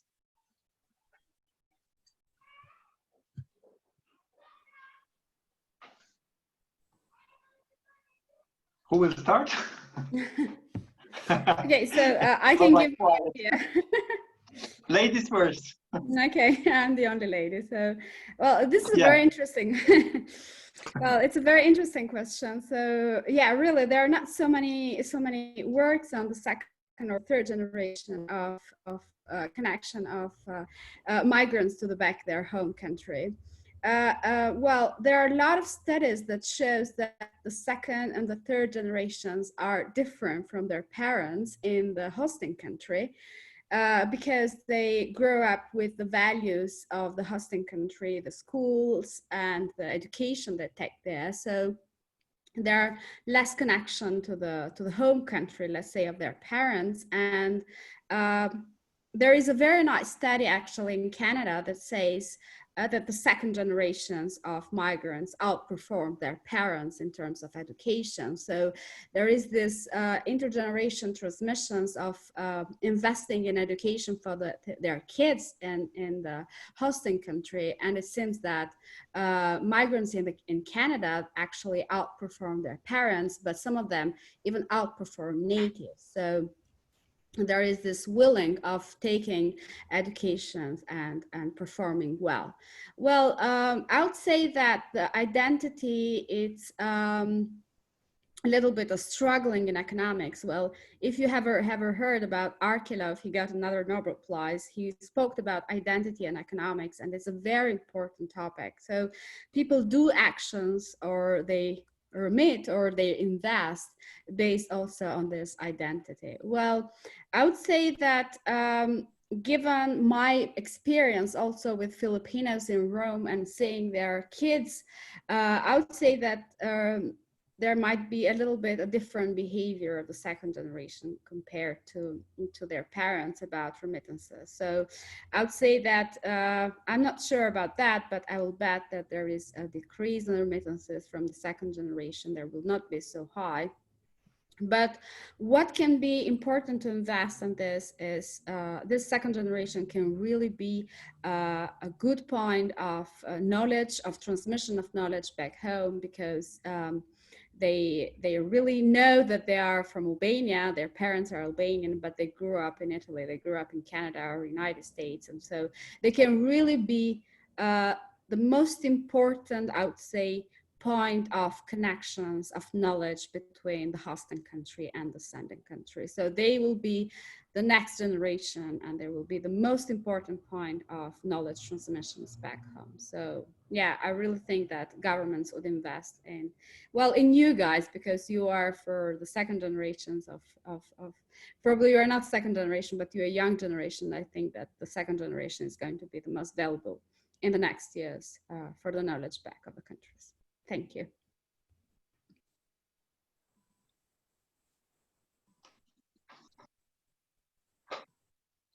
Avni, please. Go, Hekuran, go. Oh, okay then. Well, in that case, I mean, I do share the opinion that the second and third generation, they might not necessarily have the ties, the family ties, because basically what, speaking for Kosovo and I assume also for Albania, is that what happened is that the close family has moved to the diaspora or to the hosting country, and they keep sending money back because the head of the family is sending back to his brother or his sister or his or her parents. So there's still the close ties to the family. That's why they keep sending money. The second and third generations might be farther away and not as attached to their families back home, to the bigger families back home. But it's not necessarily a bad thing, because that forces us to think and to actually consider our diaspora as investors, and also put some effort into it, and not just hope that they will send their money because of their families or due to patriotic sentiment. And on the other hand, I also agree with Dr. Joxhe that the second and third generations are more educated, have more skills, and they can serve their home countries into making that leap forward into a more developed country by providing or by bringing back the skill set from the host country that they came from. So basically, it's not necessarily a bad thing. It's a transition, but we also have to put some effort into it in order to make it a smooth transition and benefit from it as well.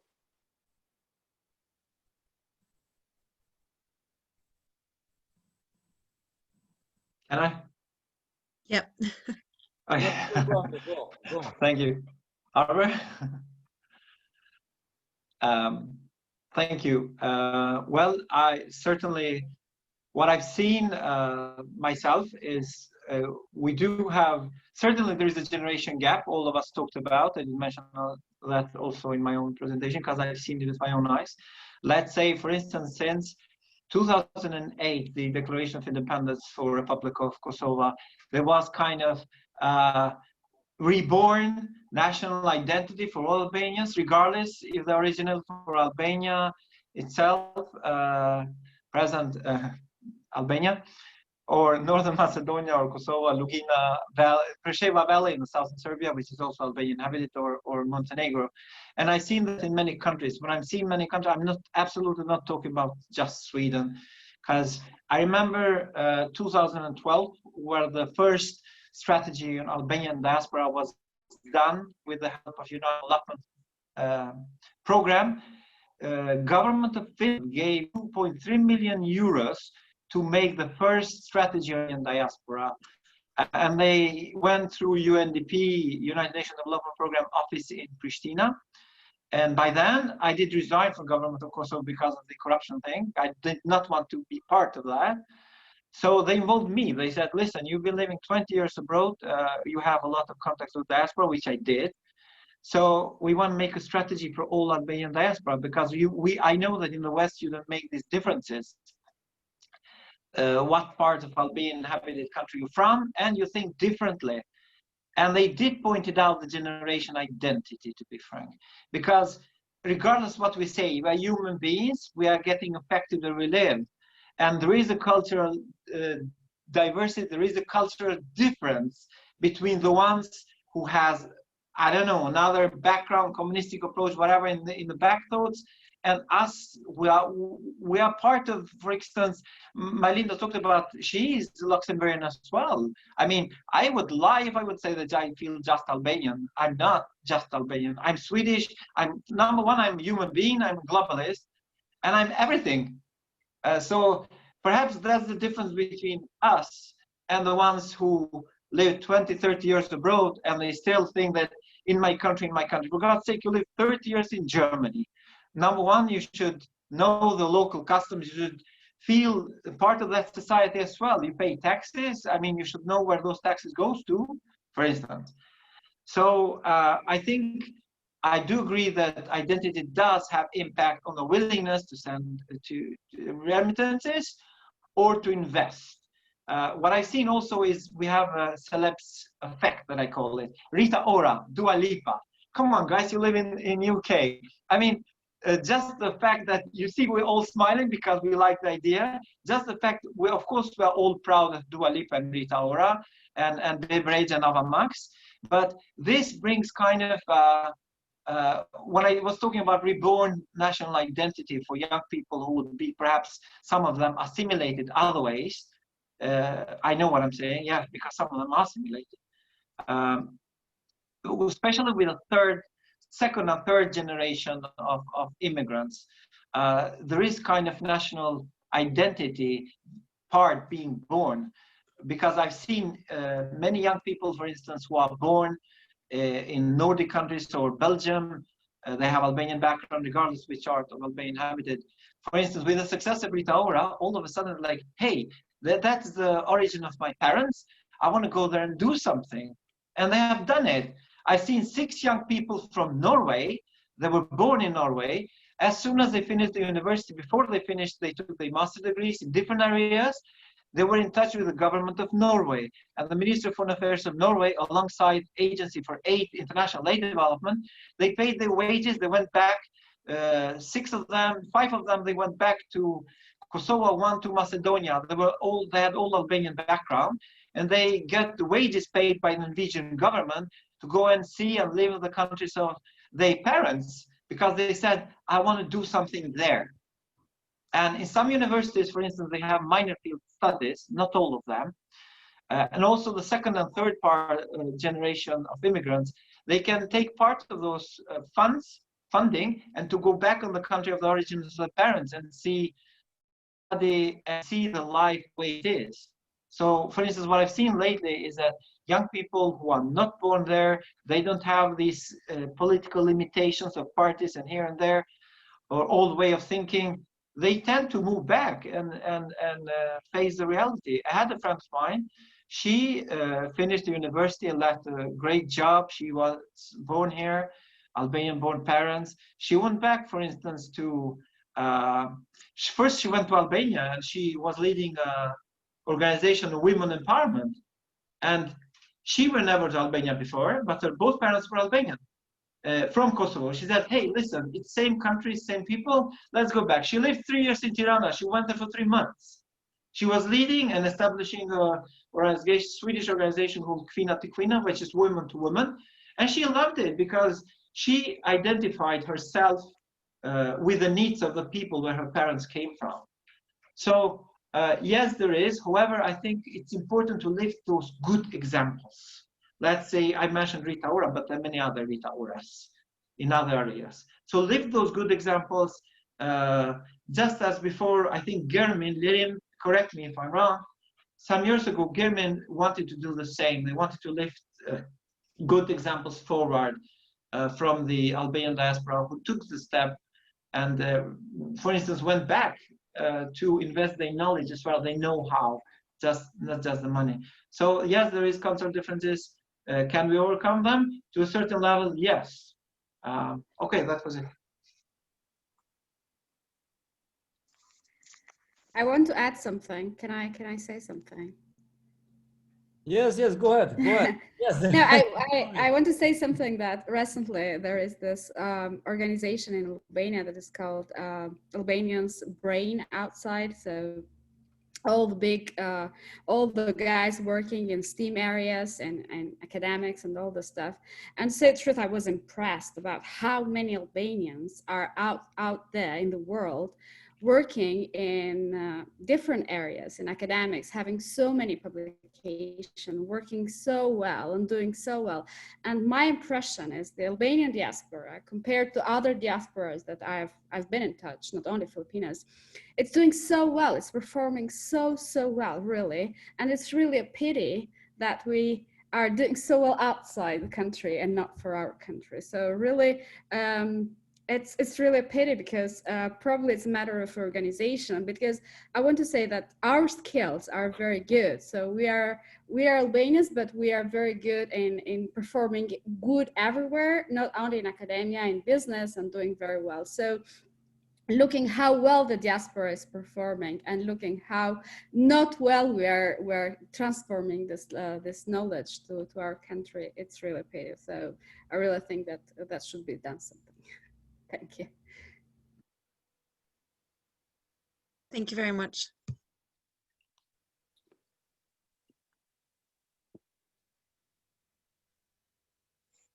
So now I think we should read the questions at Q&A. The first one is from Mustafa Bamanga, but is not specified for which guest is addressed, or perhaps it's probably for all guests. The question is, does remittance by itself contribute to political relationship between countries, for example, Albania and Switzerland? If so, how can we measure it? This is the question from Mustafa Bamanga. I think it's probably for all guests.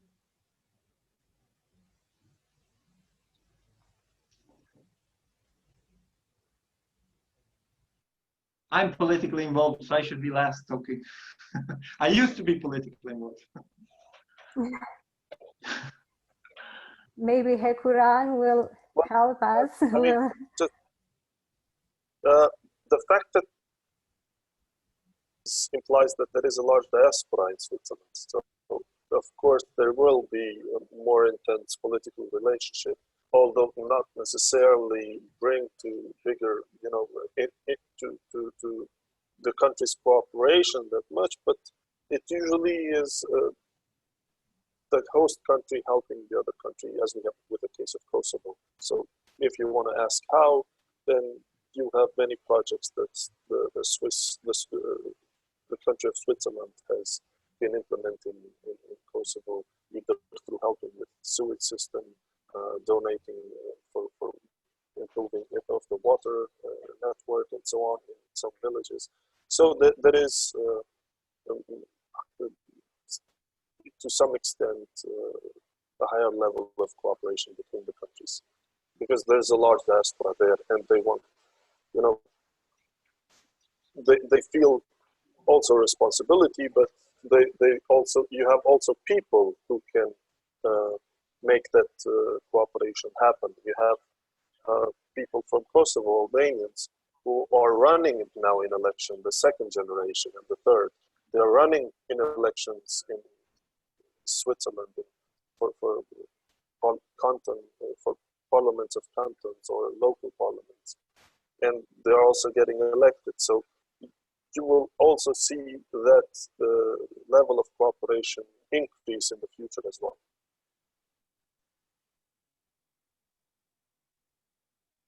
And it also, sorry, Avni.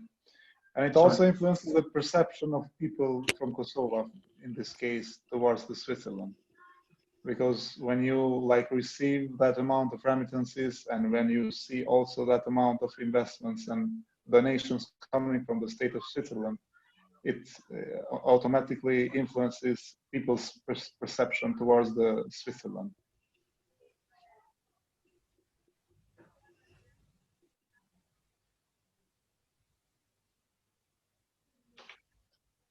Can I add something? Yes, Yeah, yes, go ahead. sure. Go ahead. Okay, good, thanks. I did also read the question of Mr. Mustafa Bamanga. I think if simply simplified, if the remittances can have effect in political relationship, well, especially he took example Albania and Switzerland. It's not a coincidence, because I think, is it 10% of Swiss inhabitants, they have Albanian background? That's a lot. So very good example, and I think Mustafa Bamanga did his more than homework, which is interesting. I think the way I would think to answer would be like, all those remittances that Albanian diaspora is sending to the countries of origin, to Albania or Kosovo, whatever, does it have an impact on maybe political stability or anything similar? That I would like to add. Or having a good, should I say, political relationship between Switzerland and Albania in that sense, or Albanian inhabited country.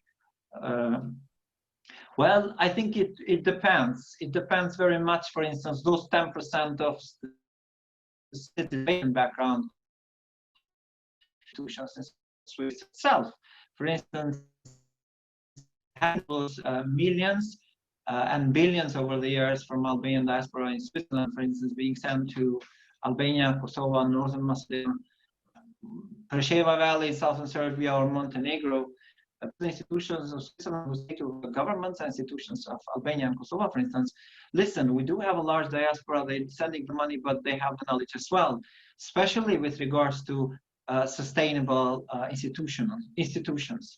And having in mind that all the Western governments have confirmed their commitment to United Nations Sustainable Development Goals, where the political stability is part of it, those governments in the West, they should make the pressure, for instance, in this case, the one from Switzerland, regardless who, to the Albanian government saying, listen, these are goals that all governments have committed. We want to use the diaspora expertise to help you also achieve some parts of these United Nations development goals.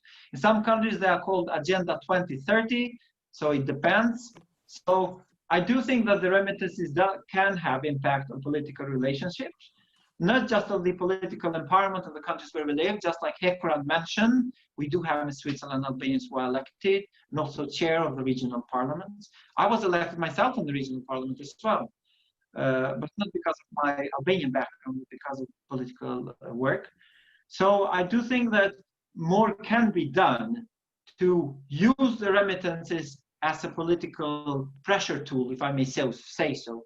Yes.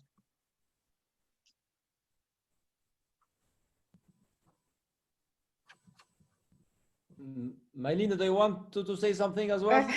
Okay, well, about this, it's a little bit complicated. Well, I don't know Switzerland at all, so I've been only to Lugano. But I know that there are a lot of Albanian playing in the Switzerland national team, and my friends here in Luxembourg, where Switzerland was playing against something, I don't remember, they were all for Switzerland because they were Albanian, because they were supporting me. So well, I think that this is very, very interesting, actually. I don't know that if there is any study about emphasizing the connections of remittances and political impact in the home country. Well, there is a lot of studies showing that remittances have a big impact on trade. Actually, a lot of guys who send remittances also involved in the trading between countries. So Italy and Albania is one example. Remittances has had really an impact on increasing trade between the countries. So it's really a one-to-one channel of remittances into trade, so it's very important. Where in terms of political influence, it's a little bit difficult how to check this relationship, because you really need to have real outcomes and see these connections between the two. But I think that people who send remittances also create more connections of countries. So, for example, trade or other aspects, or people who go back from countries. So, the more people send remittances, I think that there is an increase in connections between countries, Switzerland and Kosovo, or Albania and Italy in the last 20 years. So yeah, that might have an impact, remittances might have an impact in political outcomes, but I think it's really difficult to see the real connections between the two. So there might be a little bit of intermediate connections that might increase this this impact. But it's a really important thing to see and evaluate in the next future. Thank you. Thank you. Thank you. Thank you very much. I think we can go on with the second question in the question and answer box, which comes from Yoon Grant from UK in London. He likes to ask a question regarding the intriguing presentation about turning consumption remittances into investment. Are there any international investment groups showing interest? This sounds a very useful program. Hope you get the funds. And he also asked whether there are any spin-offs from Chinese Belt and Road investments.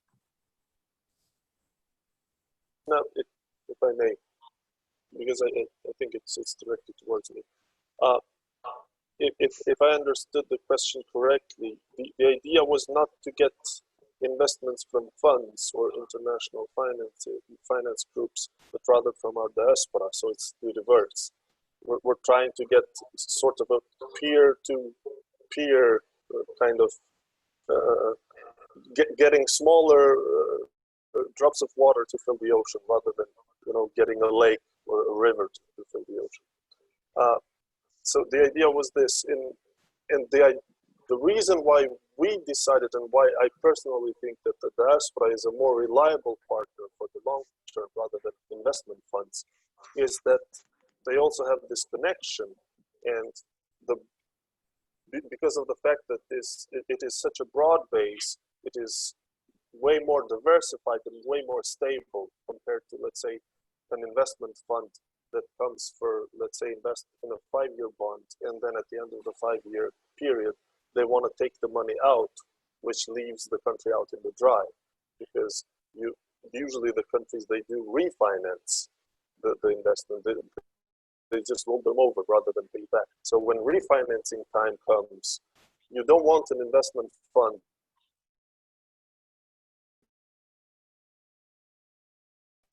to pick on you and to charge you an enormous, outrageous interest rate.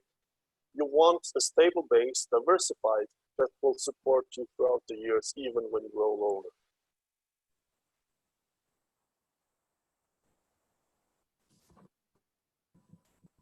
Thank you, Hekuran. Thank you very much. Others want to ask as well?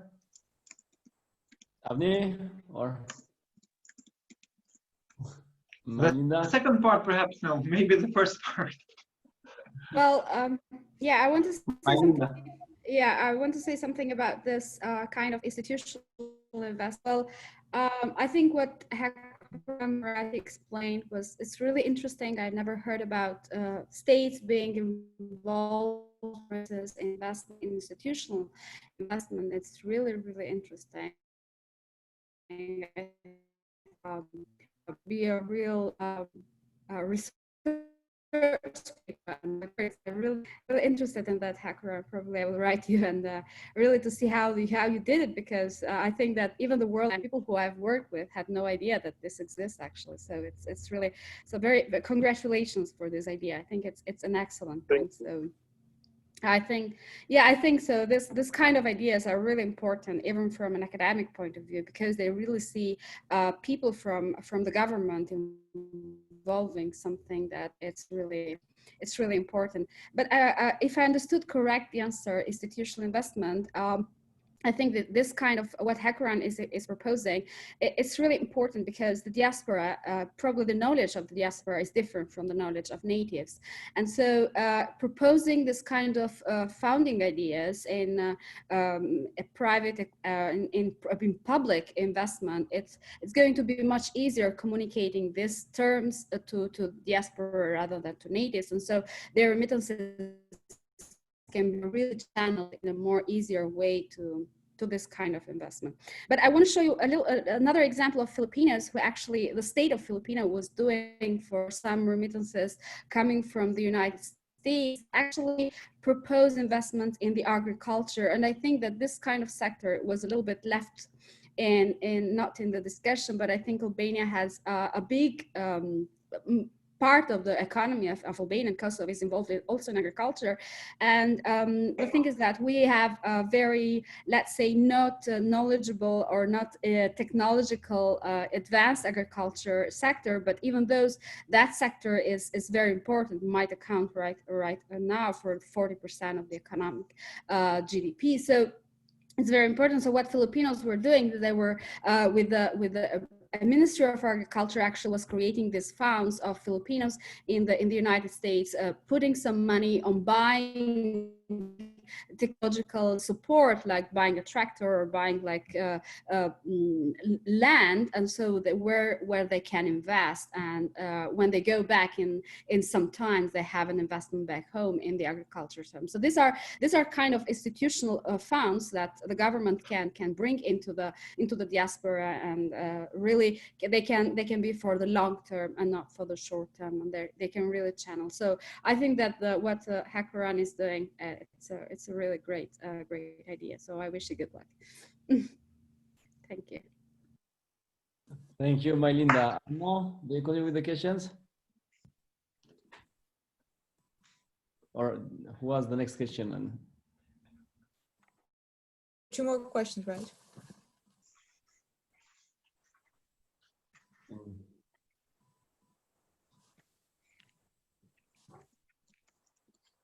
Apologies, I tried to unmute. Okay, so the last question that was sent to me was, what do you think the future holds regarding remnants for the diaspora? And that was to everyone as well. Well, I'll take the floor, and then maybe the others will also have something to say. What the future holds, as I said before, I don't necessarily expect the second and third generation to continue increasing the level of remittances, but what I see is innovation for at least for the near and medium term future. Innovation in finance, in fintech, basically, by allowing easier transactions and cheaper and maybe even costless transactions. Like you have right now, you have the platform called Robinhood for investing in buying shares and stocks, where you actually don't pay any fee. Before, it used to be 50 euros, 25 euros. The cheapest was $7 in US. Now you don't pay anything because they make use of the funds that you deposit. They have a way, they found a way to make money, but basically the customer pays no fees. So what I see in the future is maybe innovation, and hopefully from companies that are owned and founded by our diaspora members, that would solve this problem that also Lirim mentioned, that there is there are high costs in transmitting money to the countries, and if somebody who will solve that problem will, have a very good business in their hands. On the other side, I expect a more intense cooperation, I would hope, between Kosovo and other countries where our diaspora lives, in a sense of maybe aside from inviting the brain, or doing a reverse of the brain drain, basically brain game, sending out even more people to make use of their educational system, so that they would be able to gain the knowledge there, gain some experience, and come back. So I don't necessarily see, like we used to have before, forced migration, but maybe a more like controlled and purposeful migration, where we would be basically taking advantage of the education system in order to, reset the chain. Because if you're just locked within your educational system, it's not like there is high potential to advance. But if you reset the chain and take something from every other developed nation and bring it back, then it would also help the home country. Thank you.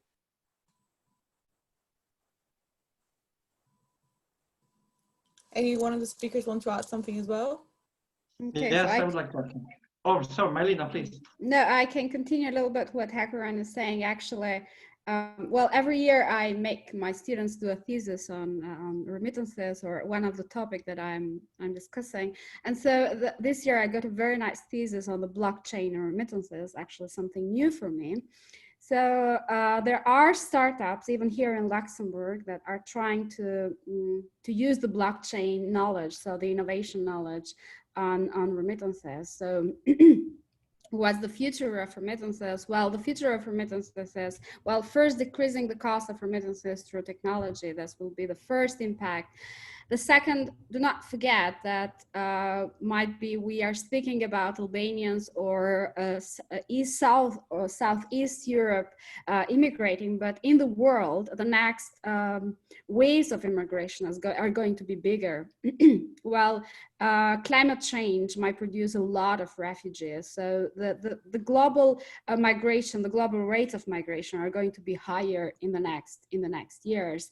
And we'll have more forced migrants going from one country to another, not voluntary migrants because they are forced because of the climate change. So I'm not sure that migration will stop, so people will not stop moving. Well, for now we are locked because of the COVID, but I think that the next future is that we will have a lot of people going from one country to another. There will still be remittances, but the technology change, the technological knowledge that we have now, especially blockchain and the big data and the big data science will improve sending back money remittances and improve the investment. So I'm not sure that migration stop, remittances will not stop, but it will be a better future, hopefully, for this kind of money back. Thank you very much. Thank you. And Avni, I thought you had something to add as well. Yes. Thank you for giving me this possibility to answer. Well, it's of course difficult to predict the future. However, what I would like to see, that I know that the community of diaspora, Albanian diasporas, have suggested for a long time, like 4 or 5 years, the establishment of a diaspora investment bank, which they tend to take beside the remittances. They tend to unite some of the financial possibilities they have and establish a diaspora investment bank. They were talking about both in Kosovo and Albania to start with, and later on also Tetova in northern Macedonia. So I think that would be something. And then I think the future, we are part of the future, because just as the information from once again, Germany, one person can make a change. I think we should do our best to impact the institutions, also the international aid providers like Oxfam or LuxAid, what's it called, the aid agencies. So the support that they send toward the countries where we are from, when they make the strategies, they use our knowledge and expertise, because they would increase the efficiency of the development aid that they provide our country of origins with, because we know exactly where those decision makers, what way they use to abuse the money which are sent for international aid. This is beside the side of the remittances, because in the end, the second and third generation, they will get tired of sending money the whole time without seeing something concrete being changed in a positive way. In that sense, I want to take a small example. Yesterday I had a digital meeting with European Federation of Albanian Doctors. And the reason why is I'm not a doctor, my background is political science. However, I know that Albania, Kosovo, North Macedonia, Montenegro, and Serbia, they tend to join European Union.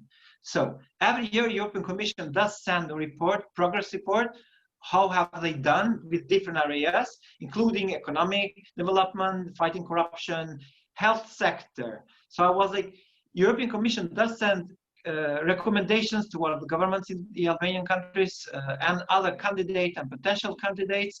Why they don't take into account the opinions that the diaspora doctors and medical experts have on the countries? Aren't you tired just sending the money for consumption within the health sector? They were like, yes, but we never thought about it. So what we will do, the next step, starting from Monday, we will send recommendations from diaspora Albanian doctors to European Commission, and they will send in their turn those recommendations to the candidate countries, Albania, Northern Macedonia, Serbia, because the Albanians in southern Serbia as well, and also potential candidates like Kosovo. So instead of just remittances for the health sector, also decision making. So, which comes to my next point about the future. I think the diaspora experts should be part of the decision makers system, the ones who wants in the country of origin. I'm not saying that they should be there physically present the whole time. No, maybe consultant basis or anything, but the knowledge that we have, the expertise we have, should be there on the place as well, because we are bridge builders. That's what we are doing now during this webinar. We know what the country of origin wants to go. They want to integrate, for instance, they want to get richer, not just European Union, because I know UK is leaving because of Brexit, but they want to have sustainable democratic, economic, social development. And we are living on those developed countries. So we know how it is, and we know the way they are living their lives back there.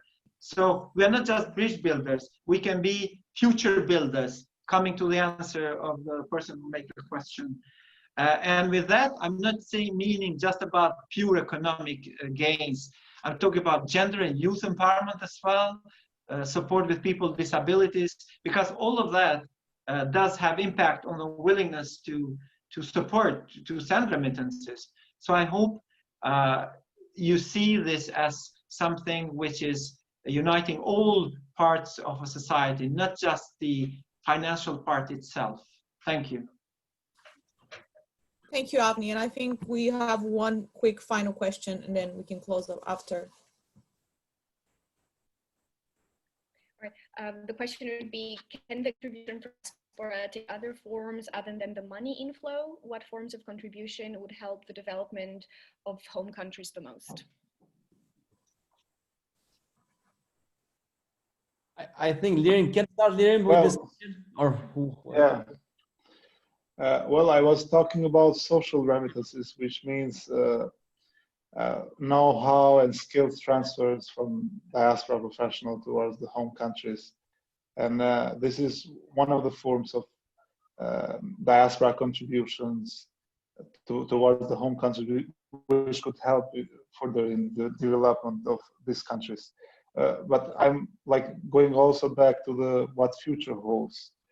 I am very optimistic because we have started, mainly in Kosovo and Albania, but the whole Western Balkans region, we have started to look for alternative forms of engaging diaspora beyond remittances. And this is good because in the upcoming years, we are going to develop programs that will engage diaspora, not only financially, but also professionally and in any other types that could influence and could further contribute to the development of these countries. So yeah, that is engaging diaspora professionals and getting their expertise is another form or alternative form of getting their contributions for the development of home countries, rather than getting only financial assistance and financial support. Thank you, Lirim. And maybe some of the other speakers, if they have something to say as well. Hekuran or Avni? Well, Maybe. sure. Just to add on top of what the others said, I mean, there should be, aside from the financial gain benefit, there should be also involvement of the diaspora in the decision making, as Mr. Dervishi said, and also as Lirim said. And we did that. In our short-lived government, we had advisors in the cabinet of the prime minister who were coming from diaspora. We had advisors in the cabinets of ministers. We had deputy ministers who were from diaspora. So there was quite a chunk of people who were involved and who were coming from the diaspora. So involving them into the decision-making process, not just discussions, where you listen to them and smile and take a picture and then nothing gets done, but involving them directly in the process would be the right way to benefit from their skill set and their experience that they can bring from their host countries. Thank you. And an additional thing, Kosovo is involving diaspora also politically, because Kosovo allows out-of-country voting, and we have seen in the last years an increased interest from diaspora members to vote and participate in the Kosovo elections. And this has influenced also Kosovo, not only the results, but also the political environment in Kosovo towards diaspora. now a lot of parties are looking at diaspora also as a pool of electorals,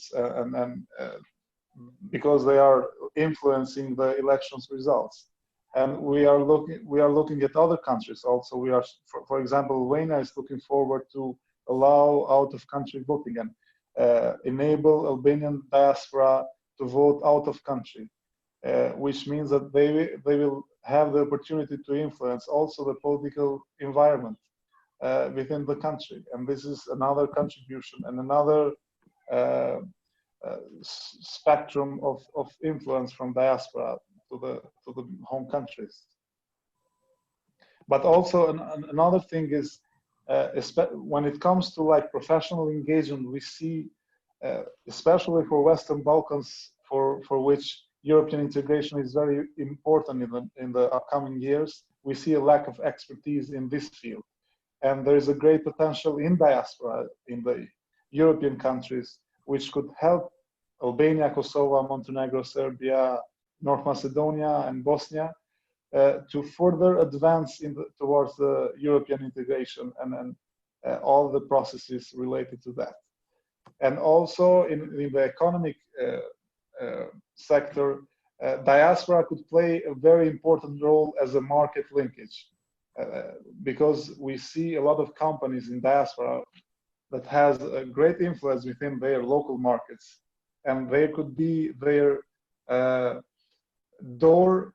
They could be the door for local businesses to advance and export their products in the new markets, in this case in the European Union. Yeah, I want to add something about what Lirim is saying. I think, yeah, that there might be a little bit more pushing from the diaspora in order to have the right to vote in the back home country. I think this is very important. I might remind you that, for example, the diaspora in Italy, the last elections were very important on the final decision. So because the 1% actually sometimes it's very important to whom it goes, the majority. So the diaspora can really, and the diaspora of Kosovo and Albania is so big that they can really have an impact back home. So I think what diaspora right now should do, you guys like Lirim or Hekuran must push the diaspora to have the right to vote. Actually, I've been outside my country since 20 years and I've never voted in my life, you know, so I've never voted for Albania. Now I'm Italian and I will never vote even for the Italian because I'm not living even in Italy. So, okay, it's really strange, but I've never voted in my life, even that I've been politically involved in Italy. So I've done a lot of politics in Italy, but I've never voted. So it's really a pity. And I think that, like me, because I've left Albania since I was 18 years old, and like me, there are a lot of people who are willing to vote. So this is the first thing.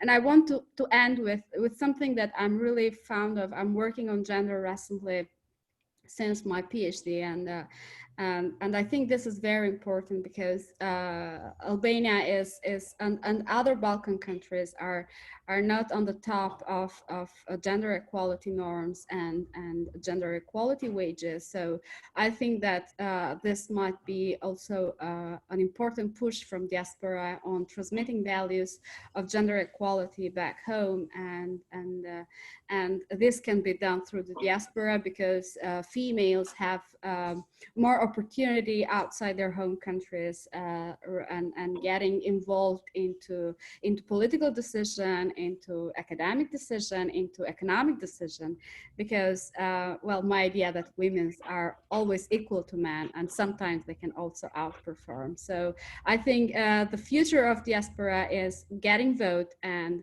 transmitting equality values back home. Thank you. Thank you so much. I think we can close now, and I would like for my. Can I add something? Oh, sorry, Avni. Yeah, go on. Sorry. Sure. Well, I think Majlinda took my word because I wrote here more women, more peace. Now, it's true that certainly we have the willingness to support, and it will be different from generation to generation. However, we have to bear in one fact in our minds, that in majority of the countries, where there are more women taking part in the decision-making system, politically, economically, socially, and culturally. It's more sustainability. I've been 18 times to Africa, meeting decision makers, promoting peace and gender and youth empowerment. Take the example of Rwanda. They have achieved much more than many other European countries. 57% of the members of the parliament are women, and they did lead the reconciliation. Without reconciliation, there's no peace. So they did lead the reconciliation groups within the villages. People who used to butcher and kill each other nowadays are not, and they did a great job, something that bombs never could achieve. So indeed, we men, we have everything to win by promoting and supporting and practicing gender empowerment, regardless of what the society we are, regarding what kind of events and seminars we are. We should think about that at least maybe 40% at least should be from the other side. Gender, I'm not talking about the number, I'm talking about the knowledge. Because in every single country, half of the population are men, half are women. So I'm not going into other subjects, it is still the same subject. But it does impact on sustainability, not just economical one, but also the political one. Diaspora can make changes, yes. I have two networks. One of them is Albanian experts for empowerment. They are just from Europe, they're from Canada, US. We write articles. I tip them about conferences. They do the same with me. They are both men and women. And the other one is about European integration. I did identify, for instance, Albanian who live and working in Brussels or in UK, not UK now, but Austria, Germany. Every single of them, they have some expertise in Europe integration. So what we do is we support each other, give each other feedback.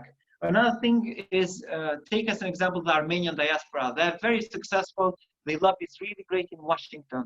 So whenever they want to impact, for instance, what Azerbaijan or Turkey or Russia, in that matter, try to do in Armenia, the lobby, Armenian lobby in DC, in Washington, they are really powerful. They impact the decision making.